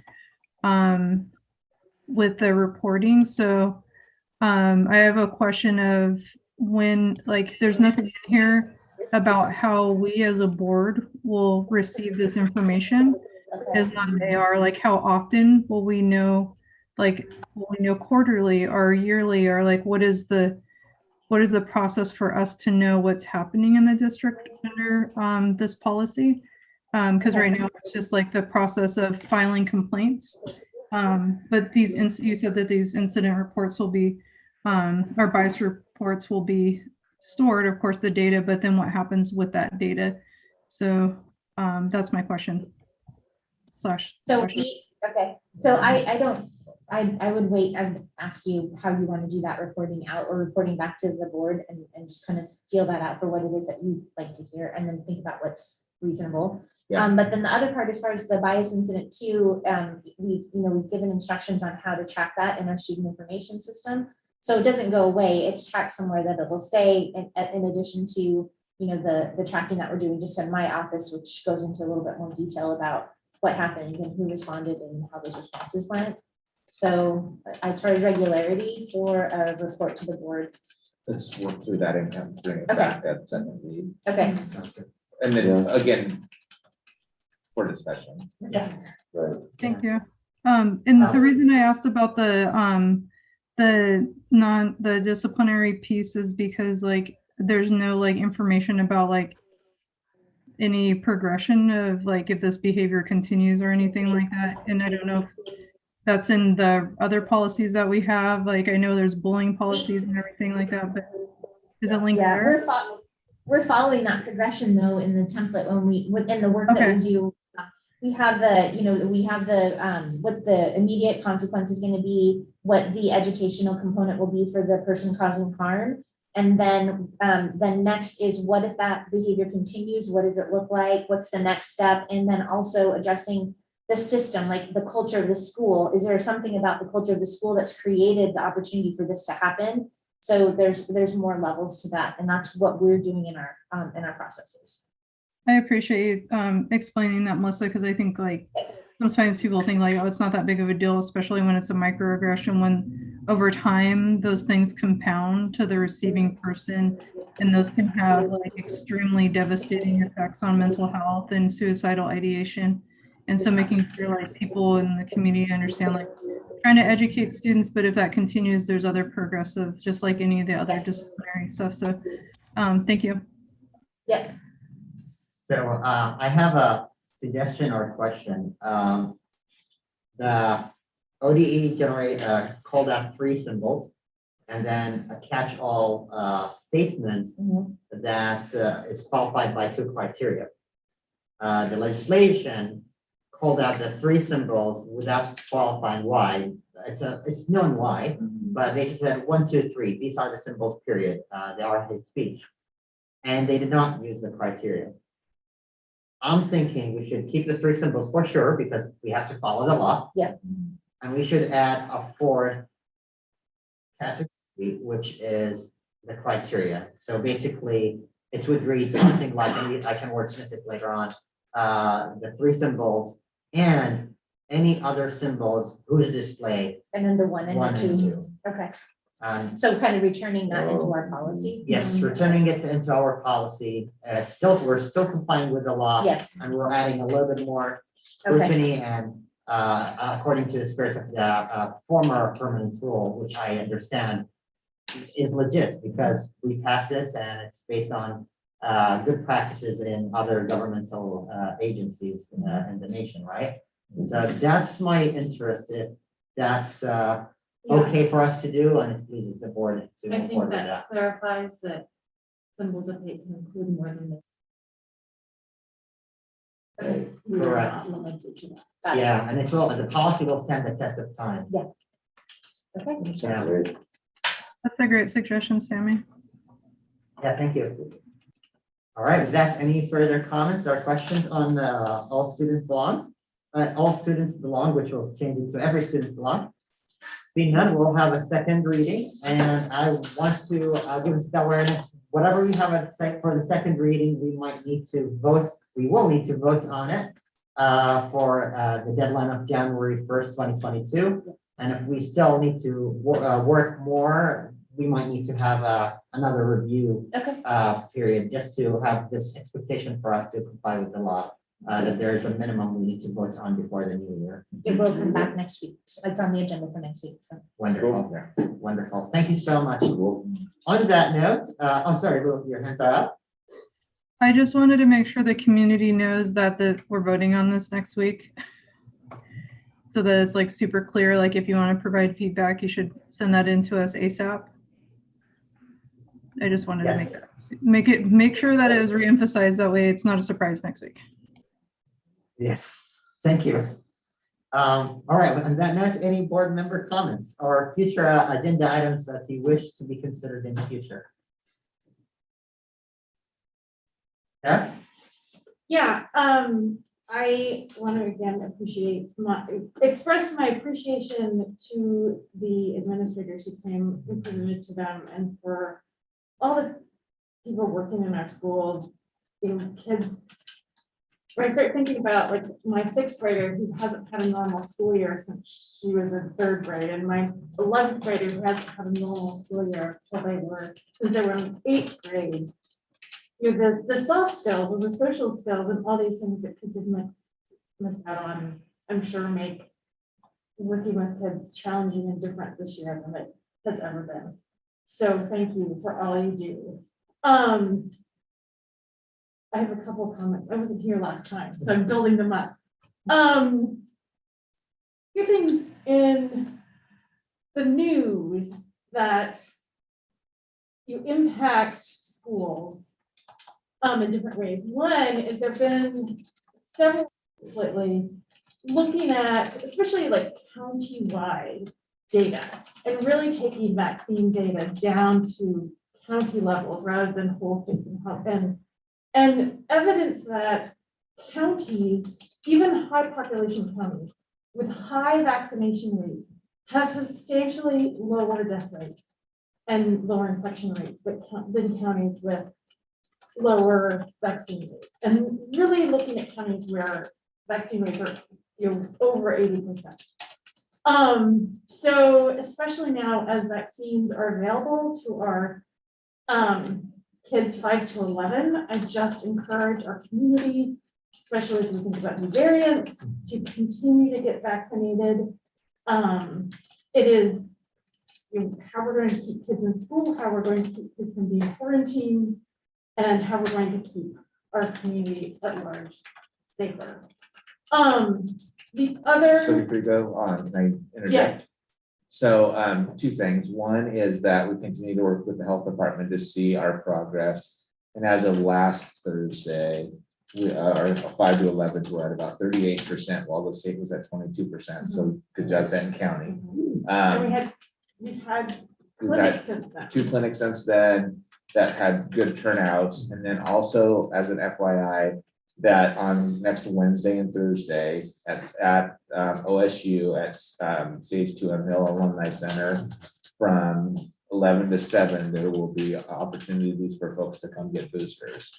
And that's no need to schedule ahead of time. You can just show up to those 2 events over those 2 days. And again, that is the 15th and 16th from 11 to 7 at CH2M Hill Alumni Center. And then today, the age range changed, so 16 to 17-year-olds became eligible in that group as well. Yeah. So nice segue. Lots of shots. Yeah. Yeah, I think we've, in my family, I had 10 shots divided in various ways. The other thing I've been thinking about a lot is the horrible news of Michigan about the school shooting and how that student accessed a gun that was made available to them and was not secured in the home. And then there was another story that didn't make a big splash about an elementary school student who was found to have a loaded gun at school that, that child had had access to a gun that had showed up at school. It did not, no one was harmed, but it's still a terrifying situation. Oregon recently passed a law that requires guns to be locked up in a safe over the gun lot when they are not in the direct possession of the people who are supposed to have access to that gun. So the owner or somebody who that owner has designated as being allowed to have that gun in their possession. This is a really important law for our schools because the vast majority of guns that are used in school shootings are accessed by students who could get access to a gun from a family member and acquaintance that was not properly stored. Responsible gun owners do not leave their guns unlocked so that anyone can access them. And when they do, they leave themselves open to a situation where they've provided a gun that ends up at a school, or have provided a gun that ends up being used by a family member or a young person to commit suicide, because the risk of guns and the risk is a huge contributing factor in suicide risk. And in Oregon now, if you have guns that are not secured, you can be held liable for if those guns are used in a harmful way, and the penalties increase if a young person gets access to those guns. So I think it's just something that our community needs to be aware of. This is now Oregon law, and it is an important law for protecting our schools and protecting our kids, especially vulnerable kids. So those are my things. Thank you, Sarah. Therese, and then Luke. Therese. Just wanted to give a thank you to all the volunteers who turned out for the clinic, vaccine clinic at Lincoln and Garfield. We were able to attend, and it was just a really great community event. We also got to tour Lincoln Elementary, which was very fun. And my son attends Garfield, and so Principal Hale was giving us a tour. And so he said, okay, Quinlan, I want you to pay attention and then tell me all the things you see that look familiar to you from your own school. Great question, by the way. And it was really fun to walk through the building and have my child make connections about the kinds of learning spaces that exist across our elementary schools that are similar. The feel of the library, the kind of furniture that's in the classroom, the music room. So I just that was just really exciting. These spaces that our kids learn in, the space matters. And even my little 11-year-old can see building to building how the spaces have been set up to be similar and to create the similar shared learning experience. So great job to the district for making that happen with new buildings and with existing buildings. That's impressive. And thank you, volunteers. And please come out and please get vaccinated. And if you come to one of the clinics at the school, they'll give you a really cool button. And they even had little stuffies for the kids. So we have a brand new stuffed tiger in our house this week. So anyway, just a lot of gratitude for all the hard work on both of those. Therese, and so we'll announce next at the board meeting next week the dates for the visit, the tour of Garfield in January and Bessie Coleman in February. So you can get those on the calendars as well. Wonderful. Hello? I was just gonna say thank you to all the staff who helped do the tours of Lincoln. I think I was in one of your tours later, Ryan, and you're like, wait, did I say this one? So thank you all for like giving the information to multiple groups of people and opening the space for community to see it and parents to see it. And it was just really cool. And I appreciated that. I can't wait to see the other ones and really enjoy having the video up too. So if there's folk who couldn't go on the tours, that's a great video. I showed it to my child that goes there and she was like, I already seen this video. It's on the screen. I was like, oh, sorry. I think it really highlights some really awesome parts of it. And it was just amazing to see how much was done. So also the continual thank you to the community for investing in the bond project in general to make this possible, because it's every time I look at the schools driving around town, because it's all over the place, right? It's not just next door for me. I'm always thinking of how grateful I am to be in a community that shows this much care for students in their spaces of learning. And so much appreciation in the community as well. Thank you, Lou. And with those words of gratitude and seeing there's no further business in front of the board now is adjourned. Have a good night. Right.